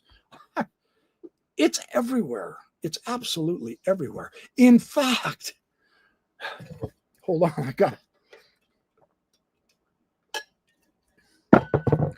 This one interests me most of all. Years ago, when I was on the Mormon Mystic email group with Joe Steve Swick and so many good and dear friends, we talked about this on and on and on, and it gave me a whole new dimension of understanding the tarot. Yeah, the tarot cards. The New Age has bastardized them into oblivion. The way they misuse the tarot is disgusting as far as I'm concerned. Let me show you the true meaning of the tarot. And yes, I promise I will produce further, more detailed videos of the tarot cards as ascension texts.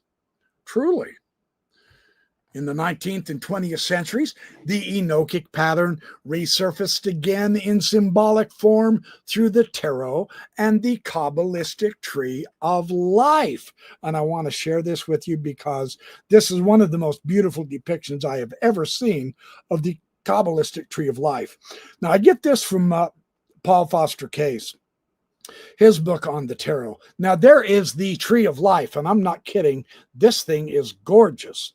Not only is it colored correctly, and there is meaning in every color, on every path, and in every Sephirah, but he has announced the connection with the 22 Hebrew letters to the 22 paths of that tarot and or of that tree of life in the Kabbalah, and he has put the major arcana tarot cards on every one of the correct paths between the Sephirot. I mean, this is a complete diagram. This thing is gorgeous, very helpful to understand. Well, Richard Roberts in Joseph Campbell's book, Tarot Revelations, and David Alan Hulse's New Dimensions for the Cube of Space, he published that in the year 2000. Both of these interpret the tarot not as the stupid fortune telling. That's the fake gospel, as far as I'm concerned. This is an initiatory map of the soul's journey. And Kevin Townley's Cube of Space brings in the tarot as signifiers for an intellectual, spiritual journey around the cube. It's basically a spacewalk, as it were. It helps us understand what Enoch might have felt in his heavenly journey. Townley turns the tarot from images into architecture. Hulse turns the architecture into a pilgrimage. And it is beautiful how he does that. Here is the discussion, and I'm going to emphasize this. I'm going to dwell on this just a little bit because this is such a gross misunderstanding and it misleads so many people, and it's truly not even necessary. Let me share something with you that I think is astonishing when we see this through esoteric eyes and not through a religious dogmatism. This is what turns me off with religious dogmatism. This is why the esoteric is so much more attractive to me than religious dogmatic true doctrine. Nobody knows the true doctrine. They're just buffaloing you as far as I'm concerned. Probably not the nicest way to put it, but let me share this with you. The cube of space is Saturn's chalice. And without the chalice, wine spills and is thus lost for blessing and nourishment. With the chalice, it becomes sacrament, an elevating of all who partake.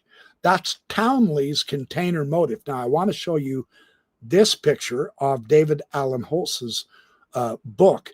This is the cube of space, which the Sefer Yetzirah, and I will be doing more videos on this also, because we have an analysis of sacred geometry in the Sefer Yetzirah that's going to absolutely blow you out of the water when I can get it into video and produce it for you. In the meantime, understand this cube of space is the fundamental diagram of the esoteric cosmos. And the tarot cards correctly are put onto this cube of space exactly like they were done with the tree of life, because the geometry of the tree of life, as you extend those lines, actually reveal the cube of space. It is a staggering demonstration. I can't wait to make the video. So here's what I want to do. In Enoch, angels teach badly timed arts and the world fractures. That's the Watchers, right? So in Townley, form heals power. Geometry is mercy. Now, on the cube being called Saturn's chalice, this risks misinterpretation, and I want to be crystal clear, and I want to emphasize all of the angles and aspects of this issue, or you are never going to understand the incredible significance of this with Enoch. It is a positive conduit of structure, discipline, and sacred limitation. It is not a devil tool. Saturn in esoteric symbolism is not Satan. Everyone associates Saturn with Satan for some ridiculous reason. In the esoteric understanding, this is entirely false, and here is why. Saturn is the archetypal principle, and Saturn is Binah, the upper Sephirah, the mother. And this is one of the upper supernal Sephirot on the Kabbalah tree of life. It is the principle of form and boundary and limitation and crystallization and structure. It is the mother of forms, that which gives substance and shape to formless potential. That is what Saturn is all about. Satan is, in popular religious imagination, a moral adversary. He's the rebel, the tempter, the force of evil. See, that's a later Christian overlay. It's not inherent in planetary symbolism. The difference between limitation, which is what Saturn is all about, it's necessary for coherence, and the difference between it and evil, which is simply misdirection, should be obvious to the attuned person. In mystical tradition, containers are not prisons. They are sacred wombs. They give direction and specificity and focus. And in many occult and Kabbalistic systems, Saturn is sometimes called the black sun or the black cube. But this doesn't make it evil, because the emphasis is on the hidden matrix, the womb of form through which light must pass. I mean, even in the Genesis account, light didn't exist first. It was all chaos. God had to say, yea, he order, he order. Let there be light. And there was light. But that didn't signify evil. Townley explicitly leans into this interpretation that the cube is Saturn's container, the chalice that shapes and holds divine flow. That's the idea. Because without a container, energy spills and it spreads out and dissipates, and so it's useless. With the chalice, it becomes sacrament. It's focused, it's concentrated, and it's very useful. So the container, Saturn, enables sacred manifestation. It doesn't deprive it. In the language of the Kabbalah, Saturn's cube is Binah on the tree of life, the womb of form. She is the great mother. In Christian language, it is the Virgin's Grail. In either case, it's the sacred vessel in which God takes shape without being diminished. See, Saturn is this system. It's more in line with a veiling principle. It's the force that measures and limits and allows form and life. It most certainly is not a demonic adversary. The cube is Saturn's chalice. Without the chalice, wine spills. With the chalice, it becomes sacrament. The wine here is raw divine potential. It's light. It's consciousness. It's the unformulated energy that is actually infinite. And the chalice, the cube, well, it's the structured vessel. It is the container of space. And that gives energy, a shape, a focus, a boundary, and a measure. And when the chalice is lacking, the light is undirected, it's formless, it's dissipated. Mystical overflow becomes chaos or spilling, as they say. With the proper vessel, say the cube, the divine energy is dignified. It becomes sacrament. It's a sacred instantiation. It's not wild, it's not destructive, but it's purposeful and it's consecrated. The temple, too, has limits. There's walls and pillars and doors all over the place, but that sets it off from profane space. So the limitation is precisely what makes the temple holy. Isn't that interesting? So the idea is not that Saturn is evil, but that form is holiness. And when it's rightly structured, it's no wonder that the medieval cathedrals took hundreds of years to build. They wanted the right form. The very form of those cathedrals is worship. The cube is sacred geometry. It acts like the womb for divine manifestation. Saturn's chalice is the womb of incarnation. The grail is the chalice of consecration. Without the container, light doesn't exist, really. With the chalice, divine life becomes sacrament in flesh. Every sacred system balances limitation and freedom. That's why Saturn is limitation. Now, Mars and the sun, those are energizing. Well, the soul has to move through both limitation, chaos, and energizing.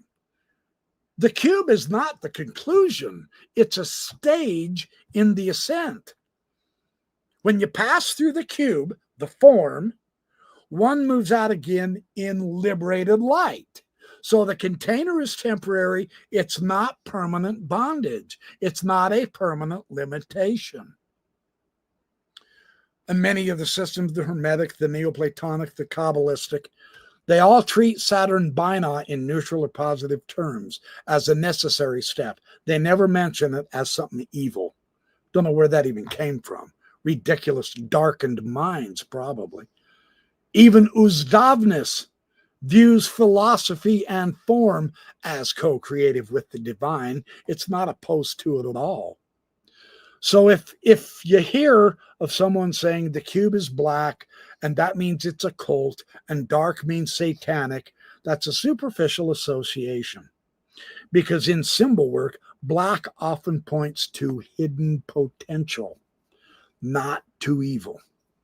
Many occult systems rever the black cube as a womb of form. If you hear that any Saturn symbolism is anti-Christ or anti-divine, that's a biased Christian polemic. It's not esoteric cosmology. In the Kabbalah, Saturn, Bina, is mediating between Keter and the lower worlds, and what this does is it gives the possibility of form to exist. The containers are constraints and limit freedom is another objection to this. Well, in the spiritual process, discipline and boundary are absolutely necessary. Without form, consciousness remains chaos. The cube is a safe zone for growth. It's not a prison. So People are going to misinterpret it anyway. They say, well, if you preempt it by defining your terms, if you offer experiential practice and making the symbolic logic transparent, obscurity is overcome by clarity. In the occult memory, Saturn is the deep architect, not the devil we fear. It is the silent scaffolder of manifestation. The cube, Saturn's chalice, well, that's the space that lets light become sacrament. Without borders, the wine of divine potential just simply spills and goes away. It's useless. With the chalice, the wine becomes an offering. The challenge is not to reject Saturn, but to serve it as a temple engineer, a cosmic temple engineer. And that way, spirit can descend rightly into matter. Now, that's the esoteric meaning. The Holy Grail, interestingly enough, is the perfect symbolic bridge between Saturn's chalice of containment and the Christian imagination of sanctified receptivity. Let's look into this. Saturn's chalice, we're talking about the archetype of containment, right? But this has been the same concept of the Holy Grail of Christian myth. That's interesting. The cube and the grail. Well, the essence is exactly identical. The infinite must enter form in order to become manifest, but the form must be sanctified or it becomes prison rather than a temple. So the grail, in the most luminous interpretation we have of it, is not a relic cup, but it's a state of being. The grail, the Holy Grail, is the purified vessel capable of holding the divine light without distortion. The Grail's Knight's Quest is esoterically the same as Enoch's ascent. The Grail Knight's Quest is esoterically the same as Townley's meditation to become a container capable of holding God's presence. That's the context. So, where the cube contains light, the grail consecrates it. Where the cube imposes structure, the grail sanctifies that structure. The one is a geometric aspect of holiness. The other is the sacramental flowering of holiness. So we can rightly say that becomes sacrament as the grail transformation of the cube. The same chalice that cosmically holds creation now, spiritually holds grace. And let's deepen this just a little bit, just to bring the point home. This is incredible. In alchemical and Christian and Hermetic symbolism, all of them at once, wine represents divine fire in liquid form. Now, what do you do with that? What does that begin to remind us of? The blood of the Son, S-U-N? Or is it the Christian typology, the blood of Christ? Is the blood of Christ going to be put into the devil's container? Perish the thought. So when the wine spills, divine life is wasted. And this is like the watcher's ungoverned knowledge in the book of Enoch, right? When it's contained in a sacred vessel, the grail or the cube, it becomes a sacrament, the life of God, safely embodied in form for the partaking of the human in order to make the human God. Wow. Saturn's chalice is not the enemy of light, it's its guardian. The dark boundary allows the red wine of spirit to shine. Darkness is simply the womb that preserves the seed of illumination. That's beautiful. That's why in the Grail romances, incidentally, here, the Saturnian principle of containment, and now we get Mary, the Mother of God. And she literally becomes the chalice of the incarnation. She is the living grail that gives the divine a place to manifest, right? So this Saturnian principle of containment and the Marian principle of consecration, well, these are two faces of the same mystery. The divine feminine is the vessel of the incarnation, and the cube as sanctified material. Of course, this is why in all the Grail romances, the Grail is always guarded by a virgin or a feminine figure, the queen or the Sophia of the castle. The vessel of divine light must be undefiled form, pure receptivity, and that is what we have. They meet in full harmony.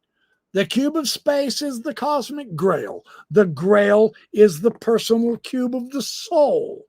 One gives form to creation, the other gives meaning to form. What seems dark is in truth the womb of holiness. The blackness of Saturn is the fertile soil. It's not moral evil. It is the nigredo of alchemy. It is the necessary stage before illumination. Those who call Saturn evil mistake the darkness of the womb for the darkness of the tomb. But in the mystic's eyes, it's the same darkness from which light is born. So rather than fearing Saturn, we understand him to be the sacred gatekeeper of incarnation. He who demands structure before illumination, discipline before revelation. The Grail and the cube are his higher correspondences. Now, the Greeks call this the cornucopia. Now, that's the horn that overflowed with infinite abundance. The Christians called it the Grail, the cup that overflowed with divine grace. The Kabbalists call it Bina's cube, the form that contained creation itself. And each teaches that the infinite only becomes manifest through a vessel that can hold the infinite. The chalice, the horn, the cube. None of those are prisons of divinity. They are its altars. So here's the real poetic justice of all of this. The cube of space is the Saturnian container, the geometry of cosmos. The Holy Grail is the heart's chalice, sanctified form in which divine love abides. And the cornucopia is the natural outpouring of abundance, the fruit of matter redeemed by spirit. That's the relationship. That's the mystery of the Holy Grail. The vessel of grace, the heart capable of holding God. It's the same geometry that frames the cosmos. Now it sanctifies the soul. It's not a prison of matter, but the Grail of form. And that's where spirit and structure embrace. So in the end, the cube, the Grail, the cornucopia, they're one. The geometry of incarnation, the vessel of transfiguration, the horn of producing the infinite abundance. To build the cube in meditation is to raise the Grail within you, the temple of light contained, consecrated, and overflowing with divine wine, which is spirit in liquid form. Enoch's ascension is cosmic pilgrimage through structure, isn't it? Heavens, gates, luminaries, etc. The cube is another architecture of divine structure then. The Watcher's fall is the misuse of knowledge without a divine container, right? The chalice in the cube corrects that misuse. The metamorphosis of Enoch to Metatron, well, this is the soul becoming the vessel of divine presence. This is very similar to the Grail becoming filled with living light, right? The metamorphosis, the cube and the Grail, we can see them both as temples of presence, one in spatial geometry, the other in sacramental imagery, but they're the same thing. And I'm going to show this now. Once again, I'm going to put this one up because that is so important. Each of the 22 major arcana of the tarot cards correspond to a path connecting the 10 Sephiroth of the Kabbalistic tree. That is what this shows us right here. The Fool in the cards, he represents the primordial consciousness. He begins his pilgrimage at that bottom circle, the Malkuth, called kingdom. He goes through successive ordeals. There's a tower and the star and the sun. There's 22 major ordeals that he has to go through. As he's going through these ordeals, symbolized on the cards, he ascends toward the crown. That's the highest circle on this diagram, Keter. There he becomes the world. Well, Hulse's cube of space renders the same ascent architecturally. There are 6 faces, there are 12 edges, and there are 3 axes that form a sacred cube. Well, this is the exact same geometry implicit in Enoch's 364-day cosmic temple. Now, this is interesting because tarot becomes a Western mandala of Enochic theurgy. Each card is a step through a psychic heaven. Each number is a gate of light. Roberts remarks that the Fool's Leap is Enoch's translation. The soul takes wing. God takes him. Campbell, ever the mythographer of rebirth, saw in the tarot's spiral journey the monomyth of ascent. You have separation, you have initiation, you have return. We've heard this before. It's all over the ancient world, right? The initiate dies to the world of illusion, and he awakens to the reality of divine presence. So in the archetypal imagination, the Enochic ladder re-emerged that is disguised as a deck of tarot cards. And that's why they're so cool. Don't let the New Age bastardization of such an incredible esoteric understanding ever dissuade you from enjoying meditating with the tarot cards. I'll do some videos on that. I promise you, it'll impress you. So, what have we got? Across civilizations, the same structure reappears.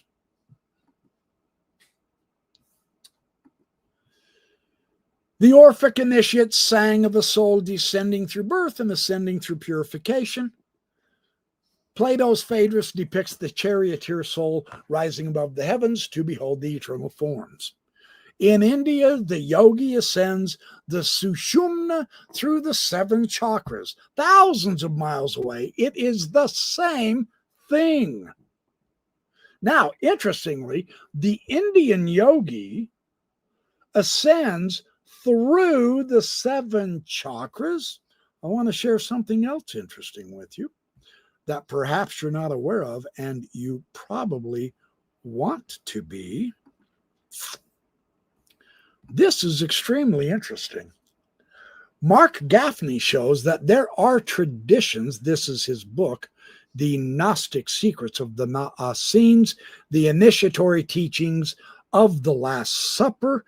What he illustrates in this enlightening book is Jesus taught the ascent of the soul through the chakras to his apostles in secret.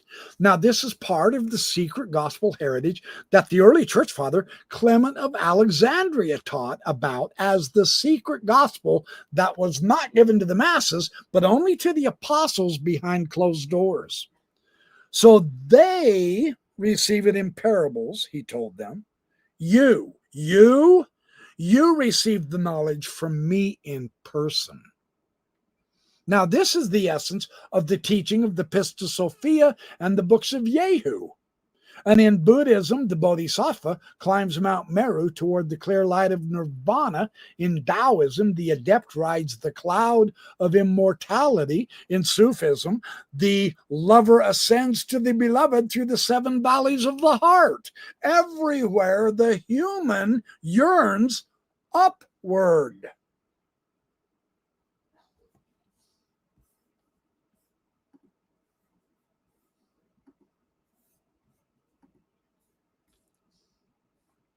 Oh, here we go.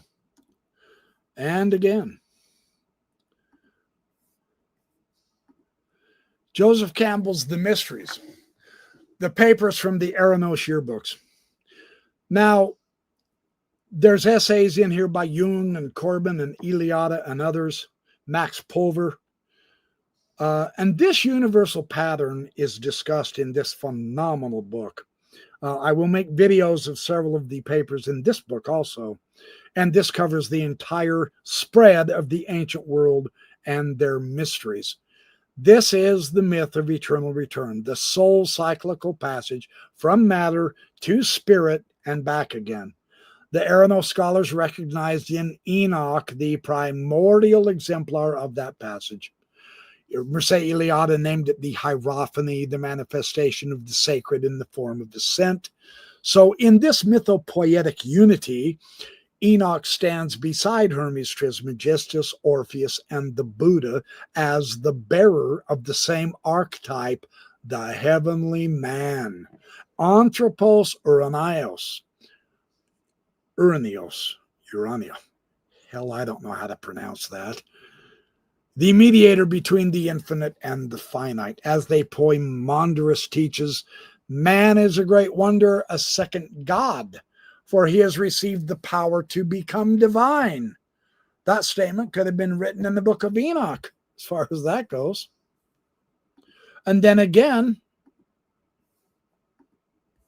Paul, too, in Tabor's reading, he joins this chain. His ascent to paradise, his transformation into the new man in heaven, his vision of the body of light, all of these are Christian expressions of the Enochic archetype. Where Enoch becomes Metatron, Paul becomes the Christic man, the one who lives in Christ as participation in divine consciousness. The early church's doctrine of theosis is the theological translation of that ascent. So, from the deserts of Qumran to the academies of Alexandria, from the monasteries of Ethiopia to the lodge of the Renaissance Magi, a single luminous idea travels like a spark through the ages. The human is the bridge between heaven and earth. That is the theme. The rediscovery of the book of Enoch in the modern era isn't merely an archaeological event. It is a symbolic one. It signals the reawakening of a truth long buried beneath literalism, that religion's true vocation is not submission. It is transformation.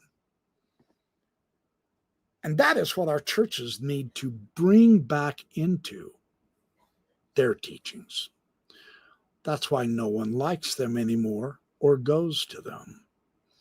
I hope they figure it out, and pretty quick, for their sake.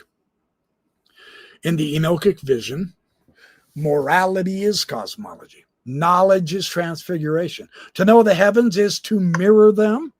To live justly is to harmonize with their order. That's why Margaret Barker calls Enoch the lost theology of the first temple. The priestly science of ascent is what they had. And this is where man, the microcosm, renews creation. Uzdovna shows that this same principle animated all ancient initiatory philosophy across the board. The Orphic gold plates extorted the soul. You are from the blessed race of the gods. Now become a god instead of mortal. And Plotinus echoed that. He said, withdraw into yourself and see. If you do not yet see yourself beautiful, act as does the sculptor of a statue. And Enoch acted. He ascended and became radiant and divine. So in the esoteric schools of the modern West, that path has found new symbolic languages. You have the Kabbalistic tree, you have the tarot, you have depth psychology, but the essence remains identical. The essence is the ascent of consciousness through the planes of being toward reunion with the source of light. That's the whole kip and caboodle right there. The entire drama can be summarized as Enoch's story is the story of man's redemption, to rise from chaos to cosmos, from dust to glory, from ignorance to intelligence. Andrei Orlov, with academic precision, translates that intuition into theology. He says Metatron is the first instance of theosis within a Jewish framework, a prototype of deified humanity. Humanity. Enoch is bringing it to the whole world. That is our destiny. James Tabor adds the Christian corollary. Paul's ascent to paradise reveals that the transformation of the mortal into the immortal is not future eschatology, it is present possibility. So across the millennia, the human imagination has drawn a single image for this truth, the ladder. Jacob's ladder in Genesis, the ziggurat of Babylonia, the Mithraic ladder of the seven metals, the Hermetic ladder of the planets, the Kabbalistic ladder of the Sephirot, Dante's golden ladder in Paradiso, the tarot fools climbing the world ladder. Every ladder is an Enochic echo, the method of the patriarch who first climbed and never came down. When we speak of the ascent of the soul, we speak of Enoch. When we imagine knowledge as illumination, we think as Enoch thought. When we call the universe ordered and luminous, we affirm what Enoch saw. And so the rediscovered book of Enoch, all 3 or 4 of them, stand not as an artifact of a vanished age. This is the mirror held in front of humanity.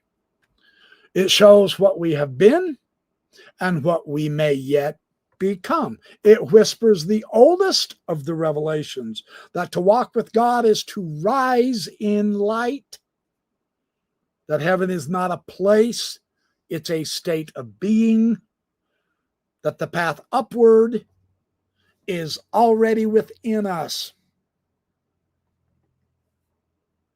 When the Book of Enoch resurfaced in Europe in the late 18th century, it arrived as if from another world.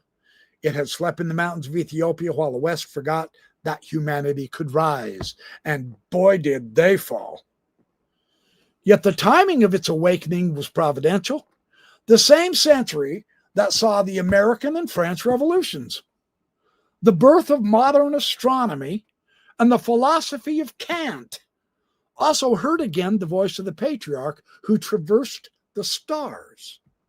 In the 19th century, Enoch was devoured by philologists and theologians and occultists alike. Scholars like R.H. Charles and Dillman placed it within the history of apocalyptic literature. Theosophists, Blavatsky, Ariel Crowley, and all those, they read it as a prehistoric scripture of the sons of fire. Romantic poets from Blake to Shelley recognized in the cosmic visions the poetry of human potential. Joseph Smith, the founder of Mormonism, included it within his own extra canon.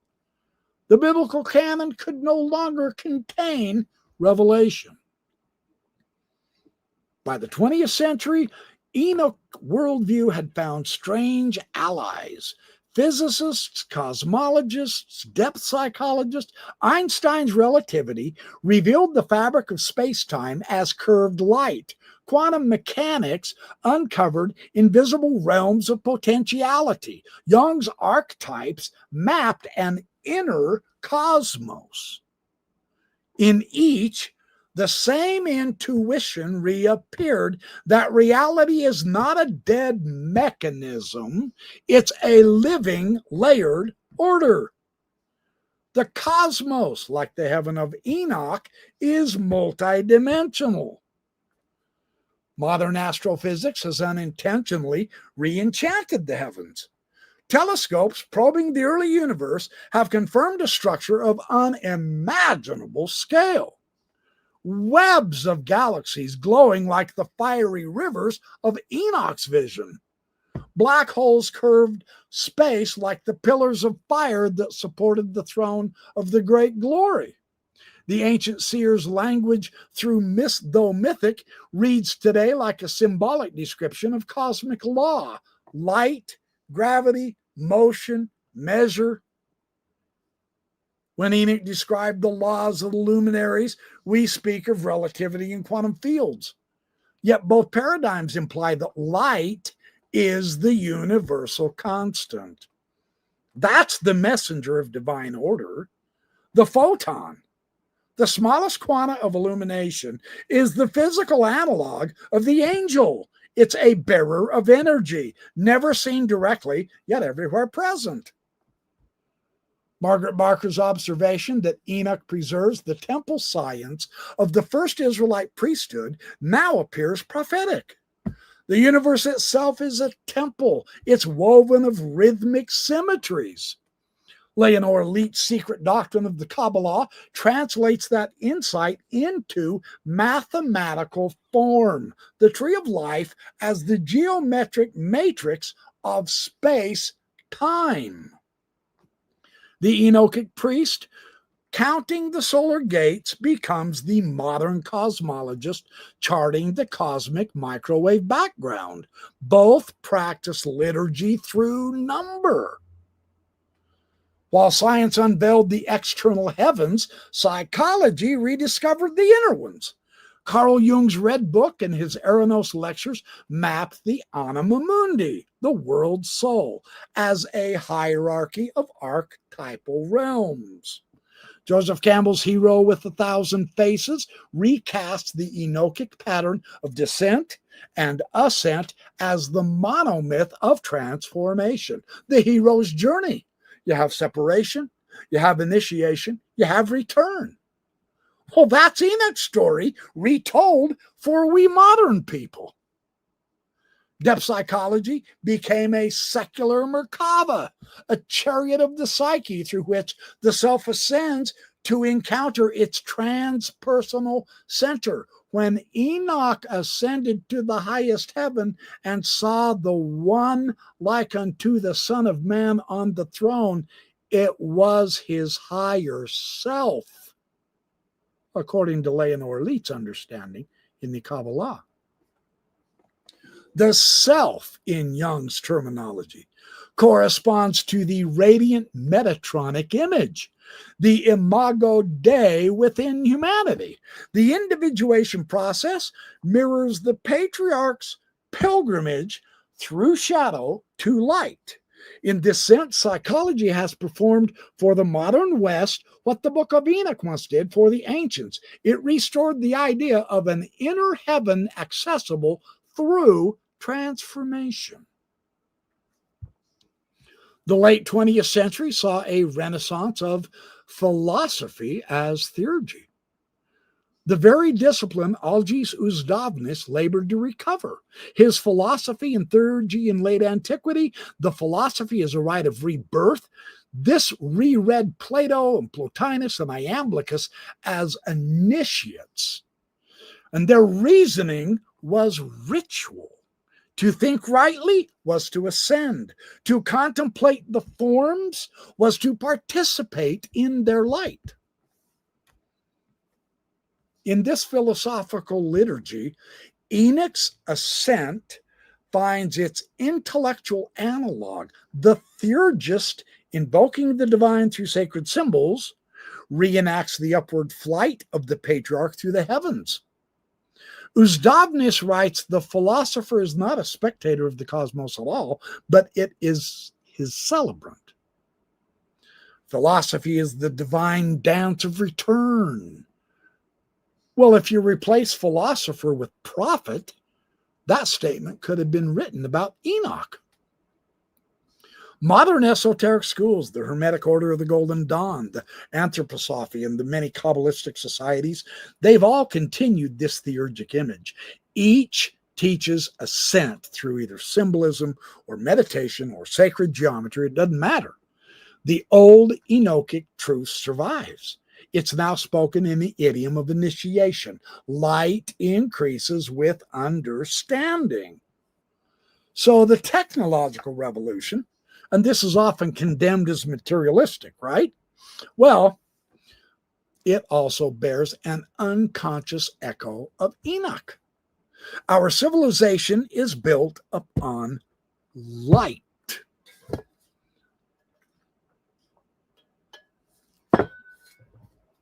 We have fiber optics, lasers, quantum computation, and the measurement of time by atomic resonance. Humanity has filled its world with luminous instruments, creating an electronic firmament. The risk, as the Watchers discovered, is that power without wisdom corrupts. And the opportunity is unprecedented because never before has the metaphor of illumination been so literal. To read the book of Enoch today is to confront the moral imperative of science. Azazel's weapons and enchantments were the first technologies. Our machines of war are their descendants. The fallen angels are archetypes of intellect divorced from compassion. The task of our age, therefore, is to redeem the Watchers, reunite knowledge and holiness. The scientist who contemplates the cosmic microwave background, the artist who paints light, the mystic who meditates on radiance, all of these walk the same path. As Nibley wrote, the end of knowledge is not domination, but restoration. To understand is to heal the fracture between heaven and earth. Today, the Enochic current flows again through literature and art and comparative mysticism.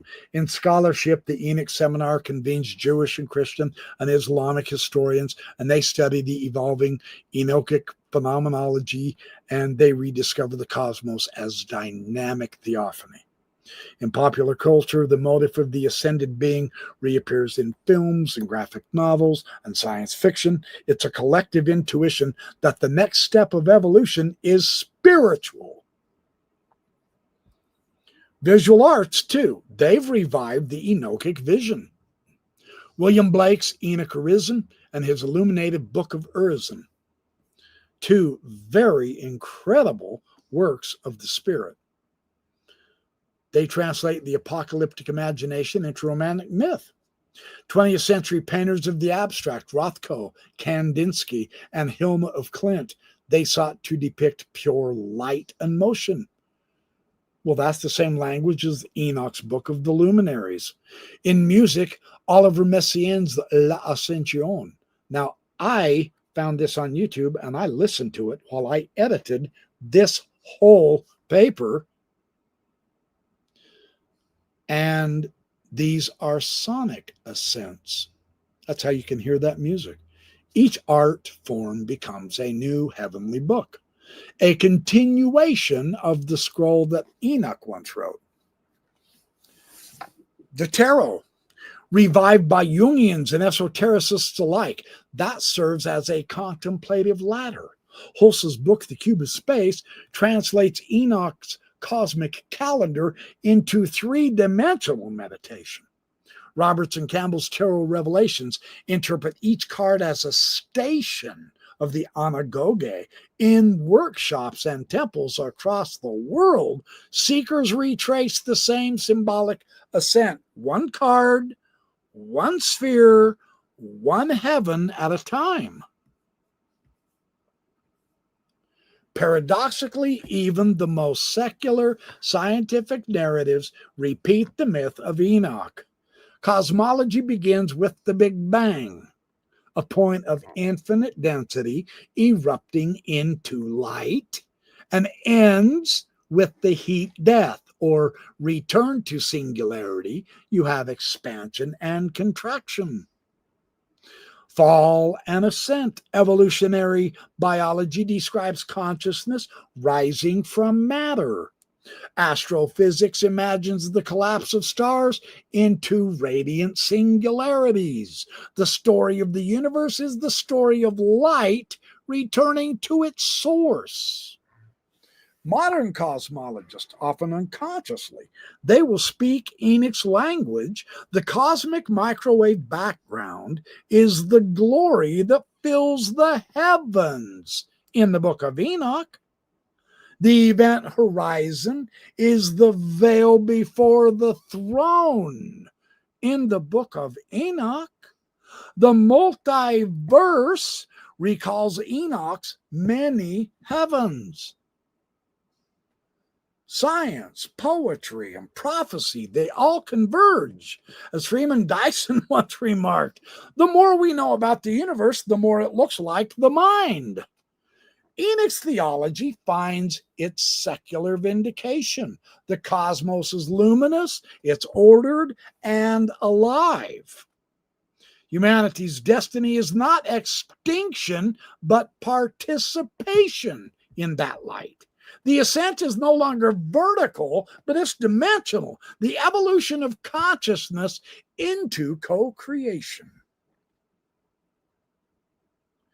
At the center of this revival stands the figure of the heavenly man. Now, this can be Adam Kadmon of the Kabbalists.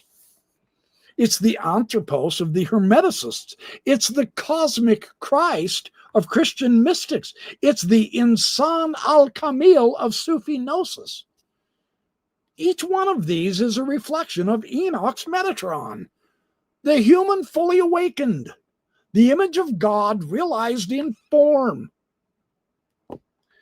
James Tabor's study of Paul's ascent demonstrates that this archetype entered Christianity at its inception. Paul's new Adam, caught up to paradise, anticipates the universal resurrection, the reclothing of humanity in light. He says we shall bear the image of the heavenly man. That's 1 Corinthians 15. The phrase could serve as the motto of all esoteric religion.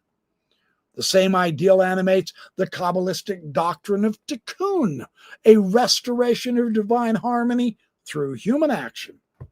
To repair the cosmos is to continue Enoch's work of intercession, each act of justice, each work of art, each insight into truth is a rung on the ladder of ascent. The heavenly man is not a myth of the past, it's a prophecy of the future. So the discovery of the book of Enoch marks more than the recovery of an ancient text. It is the reemergence of a perennial human conviction that the universe is a temple of light and that the human vocation is to ascend within it. From the Aramaic scrolls of Qumran to the mystics of the Renaissance, from the Sufis of Baghdad to the physicists of Geneva, one luminous thread endures: the faith that knowledge and love, united, can lift humanity into divine lightness. The ladder that Enoch climbs still stands. It's invisible, yet it's indestructible within every awakened heart.